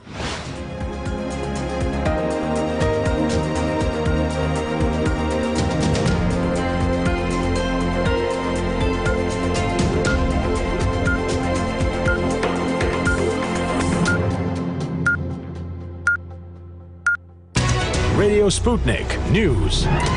A further 737 people have died from coronavirus in Britain's hospitals, taking the total recorded death toll to 10,612. However, these figures do not include those who died in care homes or the community. A former public health director is accusing the government of coming very close to lies over the UK's coronavirus figures. Professor John Ashton, the former regional director of Public Health England, says the number of people dying with COVID-19 could be double what the public is being told. This is because the official counts do not include deaths outside of hospitals. The latest Downing Street press conference revealed that the Prime Minister Boris Johnson had left St Thomas Hospital in central London but won't immediately return to work as he continues to recover from the virus. In a message posted to his Twitter account after his 7-night hospital stay, Boris Johnson said the NHS had saved his life, no question. The UK Business Secretary, Alex Sharma, is refusing to apologise over claims healthcare workers do not have the right equipment to safely deal with patients who have coronavirus, but admitted that more needs to be done.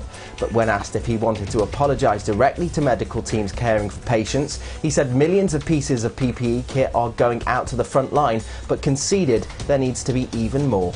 It comes after the Royal College of Nursing is now advising its members they have the right to refuse treating patients if they do not have adequate personal protective equipment.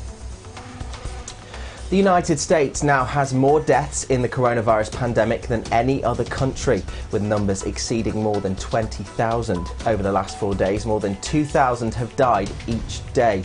The US has a higher overall figure than Italy, previously the worst hit nation in the outbreak. In the past week, the number of new deaths each day has been about 3 times higher on average in the US than in Italy. Spain, also badly affected by the crisis, has a total of 16,353 deaths, but recorded its lowest number, 510 in 19 days, suggesting a glimmer of hope that the outbreak there may have peaked. The number of people worldwide who have died after testing positive for coronavirus has now passed 100,000. Pope Francis has led his Easter Mass in an empty St. Peter's Basilica, calling for global solidarity to fight the coronavirus crisis. He said it's not a time for indifference because the whole world is suffering and needs to be united. He also warned that the EU risked collapse and urged debt relief for poor nations. In China, merchants selling fish and vegetables at Wuhan's wet markets, thought to be the source of the epidemic, are starting to reopen. However, their futures look uncertain as few customers are buying. Apple and Google have announced that they are working together to create contact tracing technology aimed at slowing the spread of coronavirus. In a rare collaboration, the two companies, whose operating systems power 99% of the world's smartphones, plan to add new software to devices to make it easier to track down people who may have been affected with COVID-19. However, to be affected, the system would require millions of people to opt into the system and trust the technology giant's safeguards. In other news, a former army officer convicted of killing Bangladesh's independence leader in 1975 has been executed. Abdul Majed was hanged in the capital Dhaka after his appeal for presidential clemency was rejected. He was arrested after spending 25 years on the run for the assassination of Sheikh Mujibur Rahman. Rahman, the father of the current Prime Minister, Sheikh Hasina, was killed during a military coup in 1975 along with most of his family. His death came just 4 years after Bangladesh gained independence from Pakistan. And finally, in Australia, one of life's most mundane chores is being turned into an amusing public outing in the midst of self-isolation.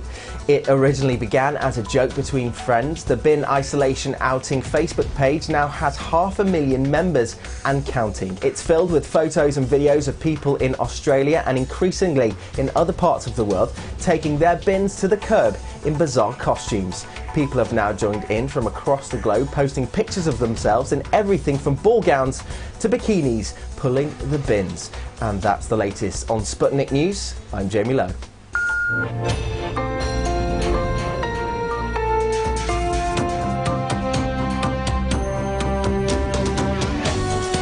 You're listening to Radio Sputnik. Telling the untold. Welcome to the Open University of the Airwaves with George Galloway. Only on Sputnik Radio. Poll number 2. Who would you least like to be isolated with? A. Donald Trump. B. Boris Johnson. C. Katie Hopkins. You can vote now on my Twitter feed. And you can make your own suggestions in the comments section. Social comments. John, caller pretending to be an NHS worker so he could get on the Moats TV show, just got called out and spanked by George Galloway live on air. Nice. Thank you, John.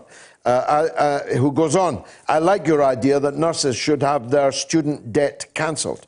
This is better than some tin medal that is being proposed to recognise them.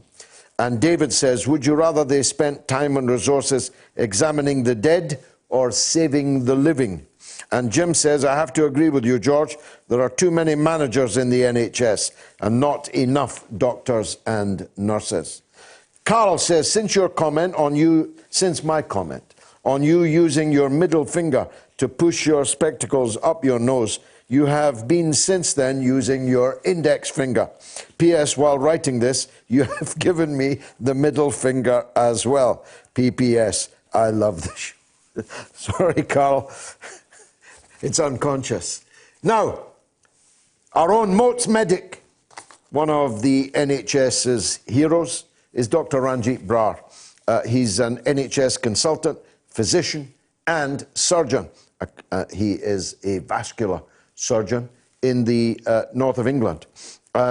He's with me, I hope, on Skype. Dr. Ranjeet, welcome back to the show.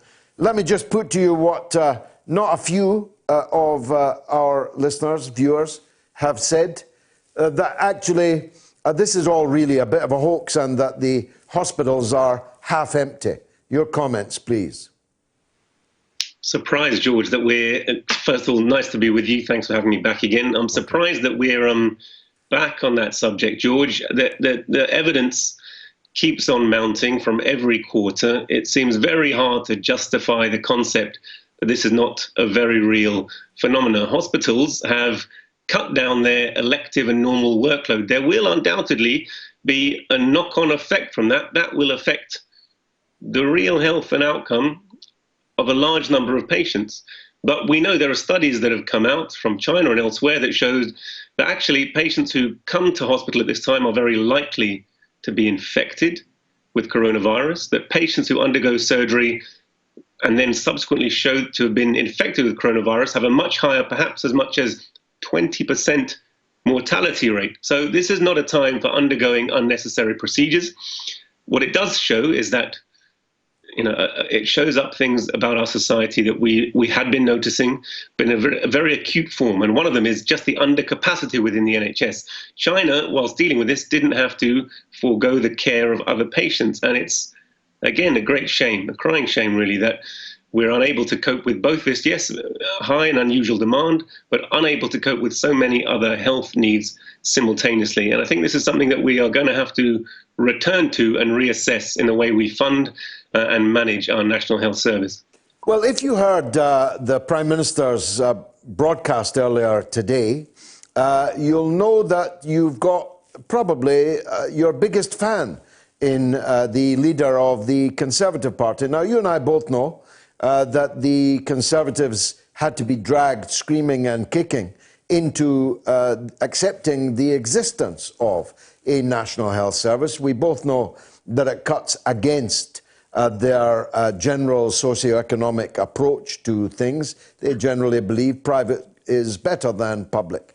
But unless he's a gigantic liar, and unless he has no conception that we all tape recorded his speech and will play it back constantly, he must know that what he did today was give a gigantic vote of confidence in the NHS, which will have to be backed up with hard cash and changes once this is over, don't you think?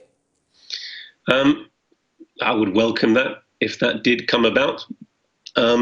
My experience of 25 years working in the NHS, of 40 years, 45 years of life in this country, makes me sceptical of that, George. We are living in exceptional circumstances. The fact that there's been a massive systemic failure of the economic system, a huge crash in the economy, which was triggered, but I do not think is synonymous with this coronavirus. It's a much bigger and systemic phenomenon. It means that governments are looking for exceptional ways to try and prop up the economy and therefore pump money in various ways into the economy. Now, a huge bailout has happened, overwhelmingly to massive companies.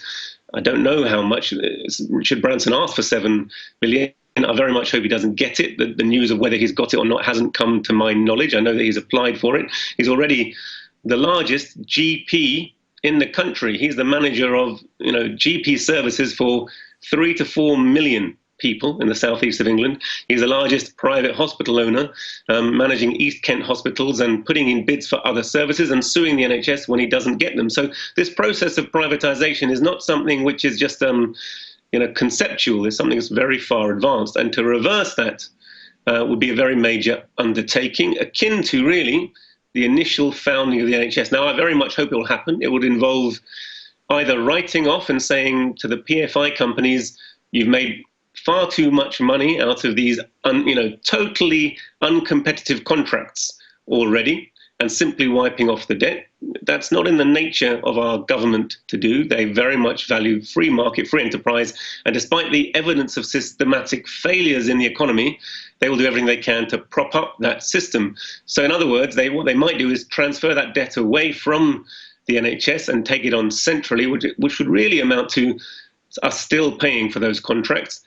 It would mean reversal of marketisation of the NHS economy, where currently 20% of the NHS budget is spent on managerial payouts, and that's a lot of it is around negotiating contracts, because once you buy and sell to yourself, you have to have a process of tendering and overseeing all of the management and legal services that are involved. It would involve reversing the process of putting all the funding, as the NHS Social Care Act 2012 did, of placing all the funding for the NHS in the hands of GPs who are unable actually to plan and manage the service, and currently are merged with KPMG, large accountancy firms, large management consultancy firms who are managing it, and increasingly merging with the health insurance lobby. We've seen only once or twice in this entire episode an appearance from Sir Simon Stevens. Sir Simon Stevens, as I've mentioned to you before, is actually the person who's in charge. He's the chief executive of NHS England, who has day-to-day operational control of the NHS. This person, it's a quango that controls, not Matt Hancock, not Boris Johnson, it's a quango that controls the NHS England. And he has said very, very little to say about the lack of preparedness, the steps that are going to be taken, because his overwhelming strategic objective is to push business in the direction of his old manager. And that manager is United Healthcare.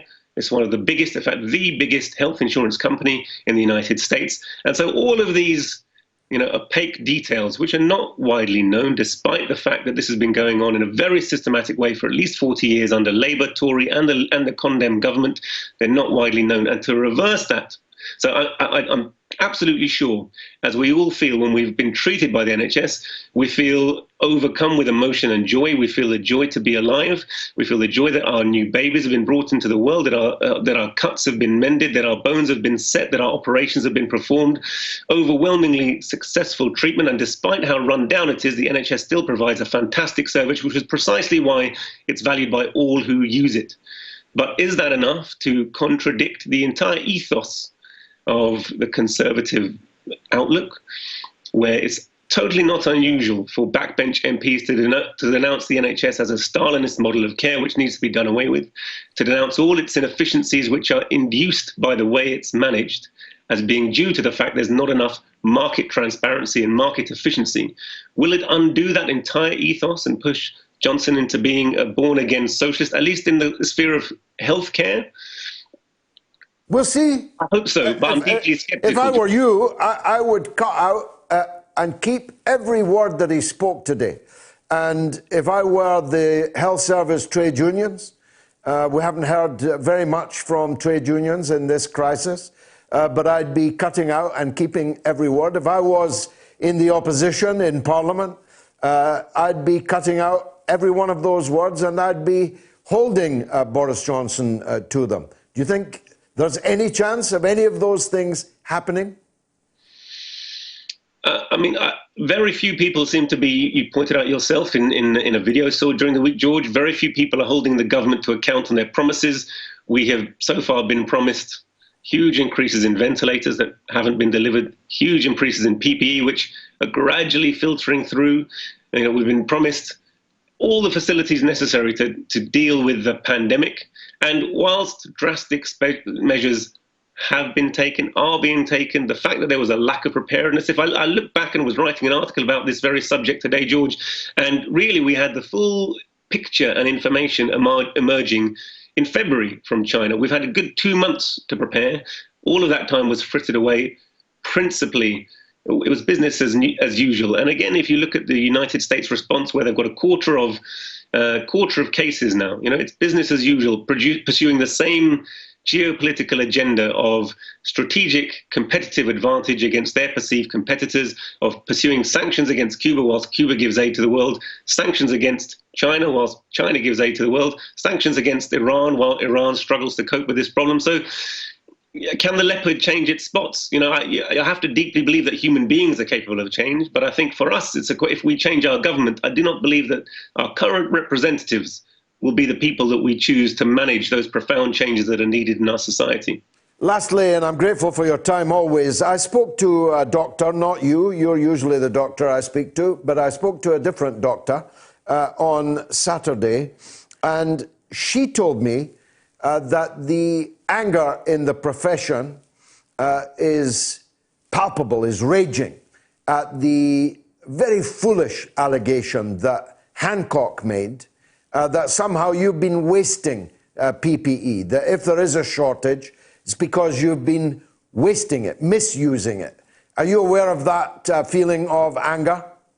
There's a definite feeling of anger bordering on betrayal, really, of people who are putting their, I mean, there have been several pieces of data that have come out of analysing the patients and the staff, of showing just how far this virus is spreading, that staff are becoming affected. Actually, bus drivers also being affected and disproportionately affected with severe infections, and disproportionately, we've even seen Afro-Caribbean and South Asians disproportionately affected amongst those who were infected and died, precisely because these are frontline workers, people who are living in overcrowded housing, people who have not been taken out of the community for isolation. So all of the very basic, some of the public health models that were put forward by China and so successful haven't been learned, haven't been put into effect. So yes, there is a lot of anger that people are doing their best.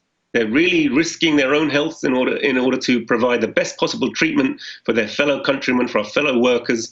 But we haven't got the levels of support that we need. And promises are made and promises are broken on a daily basis. And that is causing a lot of disillusionment amongst the medical profession and in wider society, George, I think. Engineer Joe's mum says, Dr. Brar for Prime Minister. There you go. That's one vote you've got for Prime Minister Dr. Ranjeet Brar. That's one vote in the bag. Dr. Ranjeet, thank you very much, as always, for joining us. Moats Medic. Let's take a quick break.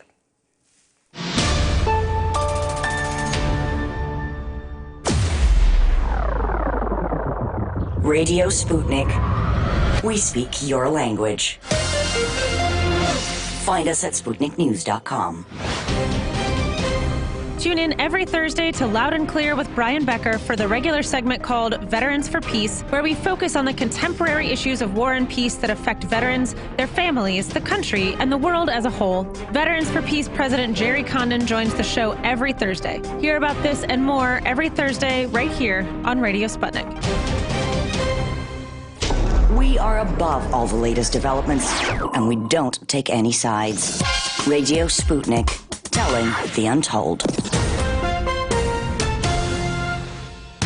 The mother of all talk shows, with George Galloway. The world is our classroom, and you're welcome to sit in and join the seminar. Who would you least like to be isolated with? A, Donald Trump, B, Boris Johnson, C, Katie Hopkins. That's an easy one for me because I'd like to be isolated with Donald Trump. Apart from anything else, he wouldn't be able to do anything because I'd have his arms tied behind his back and his legs tied to the leg of the chair. And he wouldn't be able to press any buttons. I'd quite like to be isolated with Boris Johnson, try and talk some sense into him. For me, it would have to be the least I'd like to be isolated with. It would have to be C, Katie Hopkins. You can vote on my Twitter feed and you can make your own suggestions too. Now, let me do a couple of social media, then I'm going on to the Hall of Fame. Carl, I've done that. Joseph says, tonight I have resigned from the Labour Party. As an ex-miner, trade union rep and lifelong Labour supporter, I do not want to support a multi-millionaire who has stabbed Jeremy Corbyn in the back. I've been surprised at the lack of response to what I had to say earlier about this report. Perhaps it's that most of you have not seen it. And when I looked at my phone in the break, a number of good friends have sent me the entire copy of the report. I know it's tough to read it, but everyone must. I'd go so far as to say this, Joseph. The Labour leadership today is illegitimate. It is an illegitimate regime. It has come to power based on a conspiracy against the previous leadership of the Labour Party, which is a matter for them, but it's a matter for the British people as a whole. The stakes could not have been higher in 2017. Less than 2,500 votes would have kicked the Tories out, put Labour and Corbyn in. So many of the problems, suffering, death that we have since suffered might have been avoided. So every person who is involved in that conspiracy, which is unmasked in this leaked report that Sky News had the only copy of, every person in it is now illegitimized.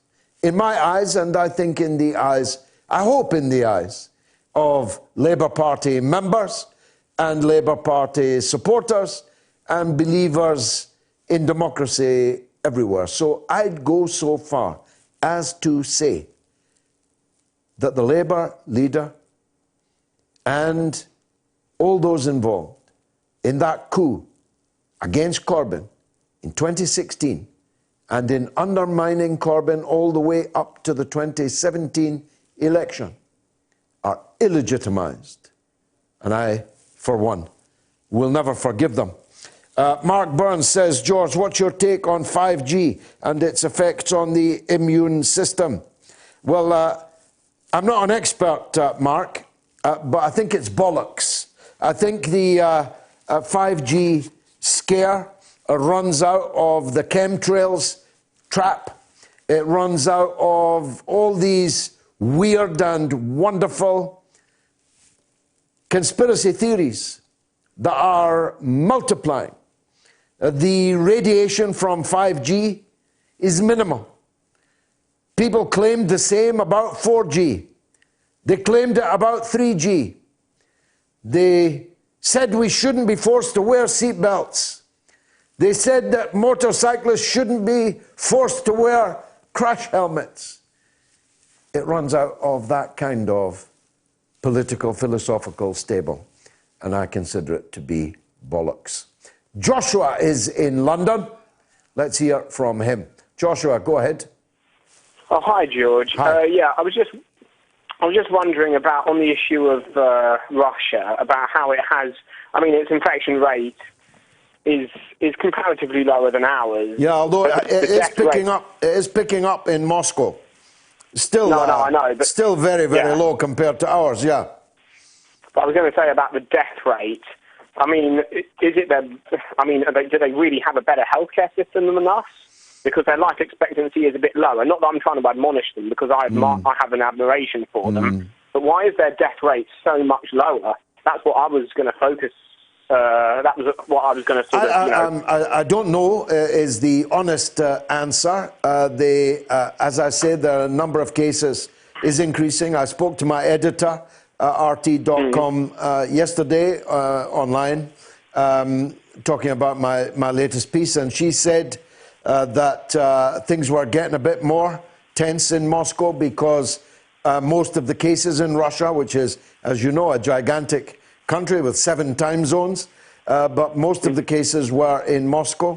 And I see some pictures in the paper today of lines of ambulances waiting to get into Moscow hospitals. So I don't know if they will escape in the way that it looked a week ago that they would escape with very low numbers.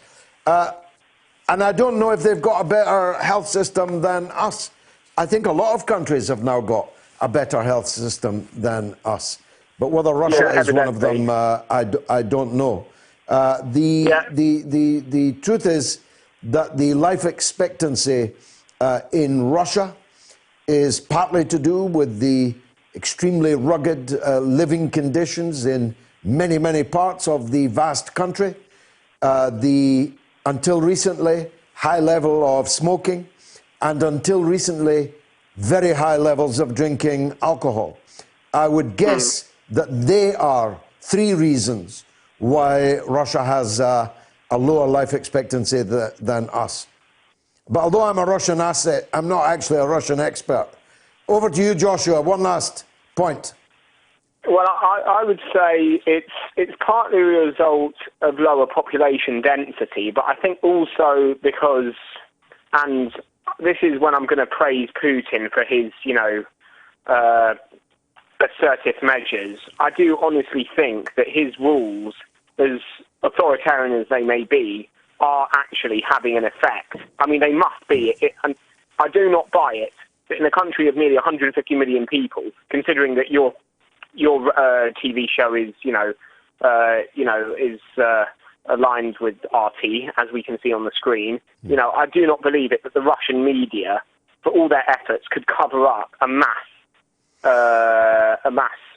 mortality of Russians. No. That's impossible. Any more than the Chinese could. As a matter of fact, media, hostile, anti-Putin, anti-government media proliferates in Russia, and Western journalists are everywhere in Russia. And, of course, the secret state of all countries never sleeps. Joshua, thanks very much for that. Let me go to Scott in Glasgow. Go ahead, Scott. Yes, hello, George. And I realise every second on your show is premium. But can I briefly repeat the words of the brilliant Dr. Ranjeet Brar?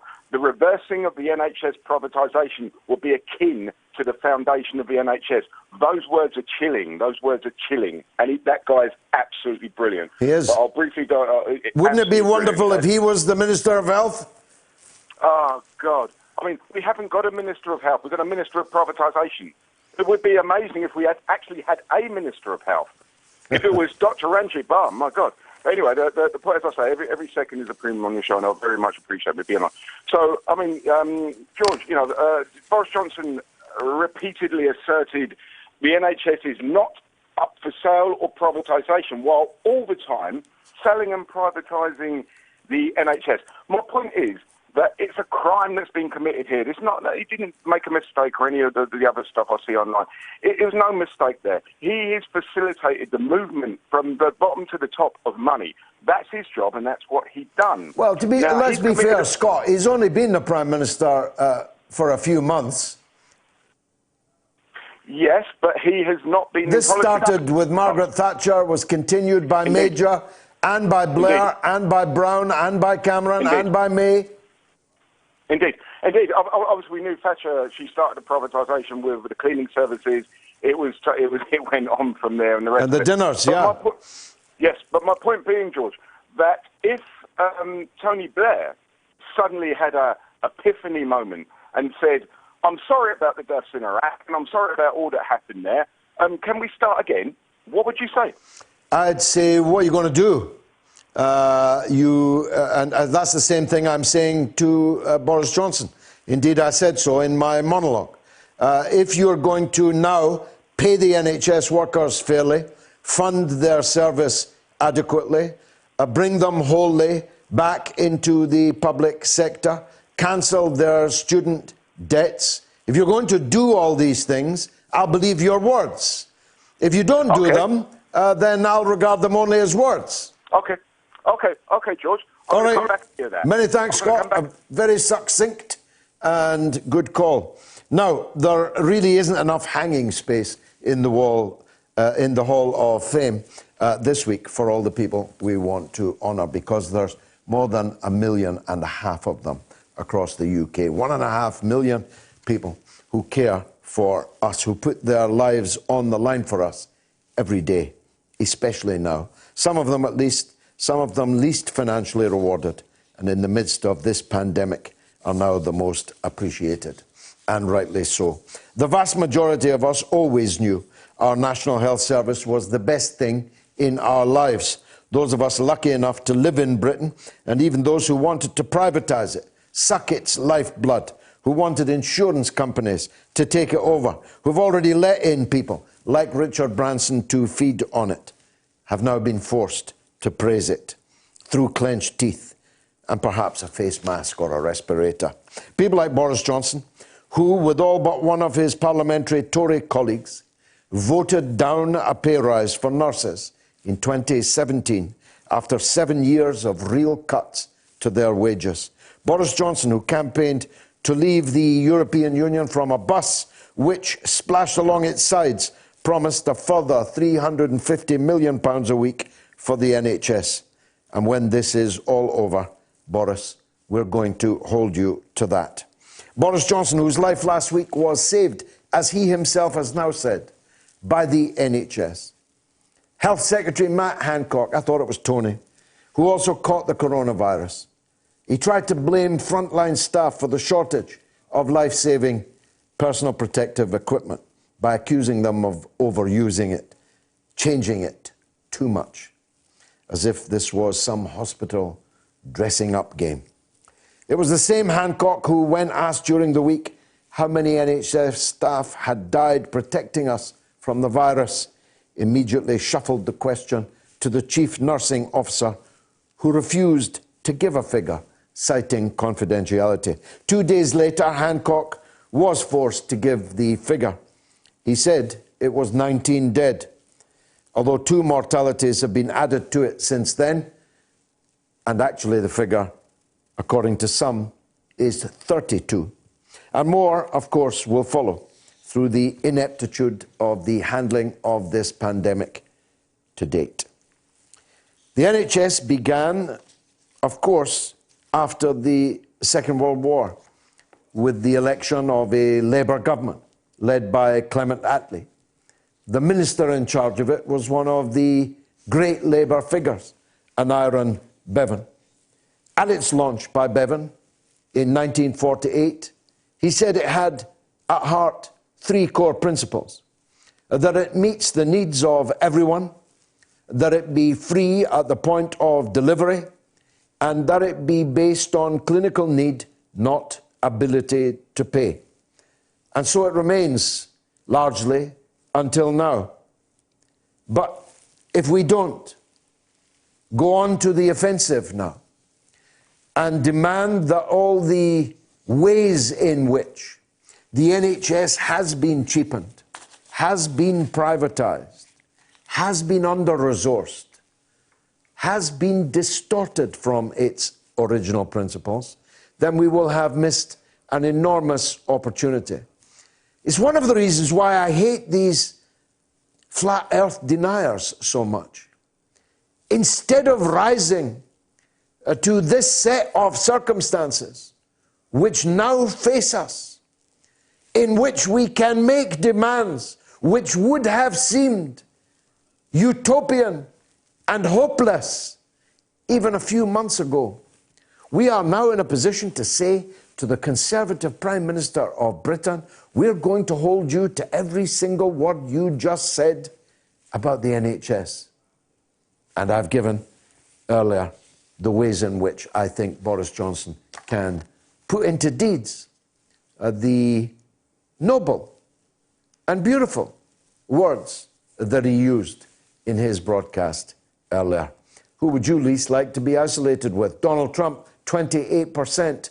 Boris Johnson, 16%. Katie Hopkins, 56%. You can still vote on my Twitter feed.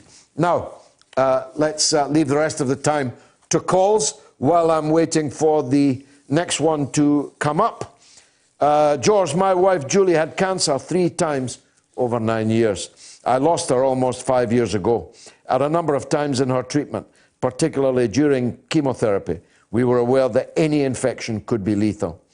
I'm sure coronavirus would have killed her, but it would have been the coup de grace. I understand your road traffic accident analogy. I have to say, though, it would lead to a strange hiatus where terminal illness disappeared. We need more subtlety at this time. And Mushabar says, I've been a fan of yours for many years, love your passion for speaking the truth. I enjoy the show, I tune in every week. My question is, why does the government get away with continuing to undercut and neglect the National Health Service? They have known that the NHS has been ill-equipped and vulnerable to such an outbreak for years. John Pilger did a great job of covering this in his recent documentary. Indeed so, John Pilger does a great job of everything. And Paul says some hospitals are half empty because all non-emergency procedures have been cancelled and the resources are focused on COVID-19. Let's take one of our veteran callers, always worth hearing. It's Guy in Stoke-on-Trent. Guy, welcome. Yeah, happy Easter, George. Happy Easter.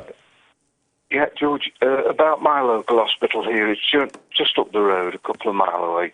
The A&E now is shut at this hospital. There's a big A&E department. The A&E has been moved to another hospital in the city. Our local hospital now has had 3 temporary refrigerated morgues added to the on-site morgue. If there is any diminishing of patients entering that hospital, it's because the resources, the nurses, the doctors, are being used to deal with COVID patients. And finally, I should say that at that hospital, they've now created or built a ward purely to deal with COVID patients. Yeah, I've seen the testimony of nurses and doctors who have a ward of 25 COVID patients, and the expected mortality rate of them there is about half. I've seen the nurse. Now, I don't believe these nurses are actors or that they're lying, but it's an amazing number of people seem to think they are, Guy. Well, they're absolutely not lying. What I'm trying to say is that if there are less people entering that hospital, it's because the hospital is focusing its resources. Maybe they've got no other resources, that's what Ranjeet said, to deal with every other patient, that's unfortunately. Right. But can I just say something about Boris Johnson and the intensive care? Yeah. Yeah. If Boris Johnson was on a ventilator, he would he wasn't. He wasn't on a ventilator. No, he was on an oxygen tube. Yeah. If he needed ventilation, he'd have been on ICU. He may have been on ICU, but he certainly never got ventilated. No, he never got ventilated. It's never been claimed that he got ventilated. Oxygen could have been administered via nasal clips or even a normal mask. Yeah. But he would probably been put there, so as if it was necessary, the facility was there. Yeah. Well, he named them. He named all these wonderful doctors and nurses in his broadcast today, and I thought it was quite moving. Actually, I'm not ashamed to say that. I'd be ashamed if I didn't call him out if he refused to follow up with action, because words are cheap. When somebody's just saved your life, it's good that you should thank them so fulsomely. But if you then walk by on the other side of the road, ignoring what they need from you, then you're a grade A, aren't you? Can I suggest that Keir Starmer's medal is presented to Boris, and the NHS staff get funded, get PPE, get ventilators, get a pay rise, and get accredited? Excellent. Good policy. Thanks, Guy. Let's go to Hamid in London. Hamid? Yeah, hi. Just talking about the NHS. I wanted to refer to this is basically the Milton Friedman economics, which came in the 70s from the Chicago School of Economics. Yeah. They experimented with it in Chile, as you know, with the coup against the socialist government, and then Mrs. Thatcher brought it in with Keith Joseph in Britain in the 80s, as you know, privatization. Unfortunately, I lived through it all, Hamid. Yes, go on. Yeah, so I remember I was at university, people were buying shares and queuing up to buy shares in BT with 50p and selling them on for £1.50. The same with the water companies, and then the trains later, which then came back, they sold all the assets off, and then they came back for subsidies, like Mr. Branson, he was getting subsidies on Virgin trains for years and years and years after. Oh yeah, they get 3 times the public money subsidising them than British Rail received when the railways were publicly owned. Yes, that's why I was a little bit upset when you said you would support Tony Blair if he came back and he said X and Y. Because he was fundamentally wrong, and he was in the pocket of these people. I really didn't. So how could you even forgive him? I really didn't say that. I said that I'd say to him, well, what are you going to do about the sins that you have committed? What are you going to do about them? God doesn't forgive. Can't bring back the dead people in that's Iraq, right. can he? That's right. Exactly. And the other point I had, I'm sorry to say, your Hall of Fame. Yeah. I disagree with Bernie Sanders being put in there. Because Bernie Sanders, although I think what he does, he takes away the energy which would go into a third party or protest, and he kills it off by these presidential campaigns. Well, that's a good point. I need to press on because of the hour, but it's a very good... He said, I support Joe Biden. He said, I would support him. Yeah. He's a friend of mine. I'll tell you what, Hamid, we will give consideration to removing Bernie Sanders from the Hall of Fame. There you go. I'll let you know next week the result of that consideration. Let's go to Tess in London. Go ahead, Tess. Hi, George. It's Tess, Wales, not London. It says London here. I beg your pardon. Go ahead, Tess. God bless him. Anyway, you've had some fraggles coming in tonight. You know your conspiracy chums. Yes. And I've got a couple of them in real life, and I've sort of fallen out with them. And sometimes they can be quite fun in a way, but at the moment, they're really starting I'm not finding it funny at all, no. No, I know. And I think what's happening with these people, a lot of them are quite clever people in real life. And I think their energy is really misguided here. And I think it's all to do with trust. Nobody trusts their government anymore. Right. And imagine in wartime, you're exactly right. Nobody trusts their government because the government has lied to them over and over and over again. And so the credibility of the state, its agencies, its governments is an all-time low. So people don't believe things even when they're true. No, exactly. But they need to move that energy along and use it to do good stuff for the NHS, like we've been talking about tonight. And they need to listen to Ranjeet. And it's absurd. They won't listen to Ranjeet, right? I keep trying to get them to watch his stuff. And they say, no, because he's part of the narrative. Yeah, we're all gatekeepers, even Dr. Ranjeet Brar, imagine. You're the worst out of all of them, mate. Yeah, I'm the gatekeeper. I'm actually secretly working for capitalism, for imperialism, all this time. Yeah. And it's been such an ill-rewarded quest. I must say, Tess, thank you very much indeed. Chris is in Colchester on Bernie Sanders. Let's hear from him. Chris. Hi, George, all right? Yeah, good, thank you. I did tell you so about Sanders. I mean, I always said he was a fraud. You turned out to be right and I turned out to be wrong. My apologies. No, it's fine. I mean, there's enough misery at the moment, so I'm not, I just think we've just got to pay attention to what a politician does and not what he says. I think he's less integrity than Corbyn, and people like him and AOC, they're all theatre. They've got the talk, but they don't walk the walk, I'm afraid. And I just can't believe that Donald Trump is around sort of even money to win the presidency still. So, it's amazing, isn't it? It's absolutely amazing. I had this hunch that Michelle Obama would be the VC, the vice president nomination from Biden, but it doesn't seem to be going. So I think it could be Hillary Clinton. And would it surprise you if they just said, look, Biden's not competent, and at the last minute they just put someone like Clinton in? It wouldn't surprise me, no. I think that would be the most risky thing for them to do. But it's not impossible. They could put Cuomo as the VP and then do that, or Michelle Obama. I think it'll be a woman. Yeah. I think it'll be a woman, and then that's Hillary's perfect chance. She's got a corpse. Is the only thing to stop her from becoming president. I mean, she'd soon be rid of him. I'll tell you that, Chris. I know. she'd push him off a bridge before you could say Jack Robinson. Thanks a lot, Chris, for that call. I need to go to Gibraltar, where Al is on the line. Go ahead, Al.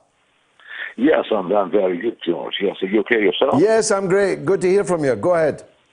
Yeah, I'm just a very quick point that I firmly believe this whole thing it's part of a major economic war between the Chinese, the US, and the Western world, and that the Chinese government, what they've basically just done by allowing this pathogen, if you like, to spread globally, is they've created a massive crime against humanity worldwide, and they should be called to account. But we're in an economic war. How do you stop a virus spreading, Al? I beg your pardon? How do you stop a virus spreading? We don't know, do we? We don't know. No, but you've just blamed China for spreading it across the world. Well, they allowed when they closed Wuhan. But you're using the word allowed. I'm saying to you, how would you not allow a pathogen, a deadly virus? How would you stop it? I don't know. I'm not a doctor. I'm not a specialist in that area. Perhaps I used the wrong word. But what we did do, which was wrong, when they closed Wuhan down, they allowed international flights to leave Wuhan, and thus the spread took place. Well, it was up to the people to whom these aeroplanes flew to say they wouldn't take any calls, any flights from Wuhan, surely. Yeah, but the Chinese knowing the gravity of the situation... Well, they didn't just they know, they told you. They told everybody. At the end of December, they reported it. Then they mapped the genome and gave it to everybody free. George, they told everybody at the end of December. When were the first cases? When did they first come to light? The end of November. I don't know. That's actually a moot point. And it's now becoming a subject of great academic and investigative interest about where exactly and when exactly these first cases emerged. I think you might find that your ire for China is misplaced, Al, but thanks for the call. Frank is in Dumbarton, from one rock to another rock. Dumbarton Rock. Go ahead, Frank. Hi, George. Hi. Hail, hail. How are you doing, mate? Good, nice to hear from you. I've not spoken to you since you used to work at that parochial station. Yeah, the local, when I was on local radio, yeah. Yeah. I used to pick you up on AM or something like that. But anyway, I'm not going to waste your time, right? What I was wanting to say was, like, I'm going to have a miffed with this carry on with the media. I think they're all this kumbaya and clapping out windows and gym sessions and houses and all that. It's just to take my minds off of what's really going on. And it really annoys me, the media. They want us all clapping for the NHS, right? And then for the ground with a begging bowl, they're shutting their doors and their windows, you know what I'm talking about? So they want me. I'm clapping. I'm clapping, Frank, out my window, and so is every person on my street. They're getting it wrong. So, George, the NHS are brilliant, right? They looked after my mum and dad, God rest them. They couldn't be better, right? I love them so much. But what they're actually asking today, the media is applauding for the government. Oh, no. That would be a big ask, especially in Dumbarton. Nobody's going to applaud the government. That much I'm absolutely sure of. Frank, you need to get off the line because there's a legend. Just appeared. It's Norma in Bristol. And she wants more time tonight, so what she wants, she gets. Go ahead, Norma. I don't know, George. No, it's just 2 points, really. And it's not moaning tonight. It's about ventilators. Now, I hope this is true, but CND and General Electric workers. Now, General Electric workers, I've got this quoting off Twitter, which isn't always true, but I hope it is. They normally make jet engines, and they say that their facilities are lying idle at the moment. And, well, the country faces a dire shortage of ventilators. And the workers have launched a protest for them to make ventilators. And the second point on ventilators is CND. Excuse me, I got a cough. And they said that it was on April the 9th that nuclear weapons contractor is destined to make 10,000 ventilators. Now, I don't know whether I really believe it, but it does prove that maybe with Trident money can be diversified a little bit, and General Electric workers, you know, they want to use their skills. I hope they're able to do it. Have you heard anything about this? Well, I have been proselytizing this point all of my life. The number of jobs that you would generate by diversifying defense industry workers and capital is multiple, 10 times more. You'd get 10 times more jobs if you use these men, women, and equipment to do better and more necessary things. So for those who say, well, we have to be an arms dealer to the world because look at who'd be unemployed, the number that would be unemployed if we stopped being it. But of course, the multiplier of alternative employment is considerable indeed. But on the question, Norma, of ventilators, Britain received this week donations of 300 ventilators from Turkey. Okay. Now, I don't know about you, and I mean no disrespect to Turkish people at all, but when did we become in such a parlous place that we needed donations of medical equipment from Turkey? Do you see my point? I do. But I mean, do you see the point I'm trying to make is that General Electric workers, they really have made a protest. They've launched this one to make more. Good. And the other thing is the CND, apparently they want to do it, diversify into it. I just hope they do, because this is going to last a long time, isn't it? Alas, alas. Now, you lay off the cigarettes, won't you? I don't want you coughing your way through these interviews. No. Thank you. Norma the legend, thanks very much. Who would you least like to be isolated with? Donald Trump, 28%. Boris Johnson, 16%. Katie Hopkins wins it out the park. 1,208 of you voted. 56% of you had the good taste to less like to be isolated with Katie Hopkins than either of the others. Jane A. Says that she'd least like to be isolated with Keith Starmer. Steve says Diana Abacus. Who's Diana Abacus? It's Diane Abbott. Tom G says Putin. Stuart H says Owen Jones, but that would not be a nightmare. Very, very funny indeed. Let me try and get in some last-minute messages. Craig says, what are your thoughts on the increase in employers advertising for zero-hour contract essential workers at these times? I believe that zero-hour contract working should be illegal. Chakita says, Boris is a boring clown. Katie and myself would agree on a lot. We would just disagree on who is to blame. And I'm sure Trump would have a lot of interesting stories too. I think Trump would like to get you into isolation, Chakita. Danny says, I think Boris Johnson would be the most tolerable. Katie Hopkins come last. I find her vile. Donald will probably be entertaining for the first 5 minutes, then get extremely annoying. But at least you'd get to the bottom of the secret of his tan and his hairdo. Is that hair real? Is he really that tanned? How long does he spend oranging himself up and fitting his rug every morning? I don't know. I'm only saying.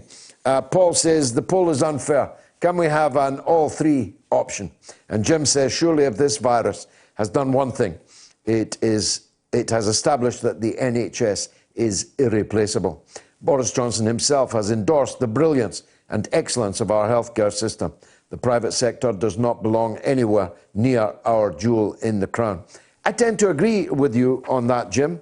Maybe I'm being overly optimistic. But the devil is, of course, in the detail, and we have to make sure that that detail is A, widely known, and if known, supported, and that we somehow generate the political opposition necessary to force the Prime Minister to implement it. Broken76 says, uninformed George about the coronavirus. And Brian H., I used to think George was unbiased. Now I know he's not. I'm gutted. I'm totally biased, Brian. I always have been totally biased. L.A. Taylor says Bill Gates is in cahoots with Mark Zuckerberg. What's that meant to mean? Stevie G. Wiz says Gigi is scared of Ofcom. Stevie G. Wiz Ofcom has no power over this broadcast.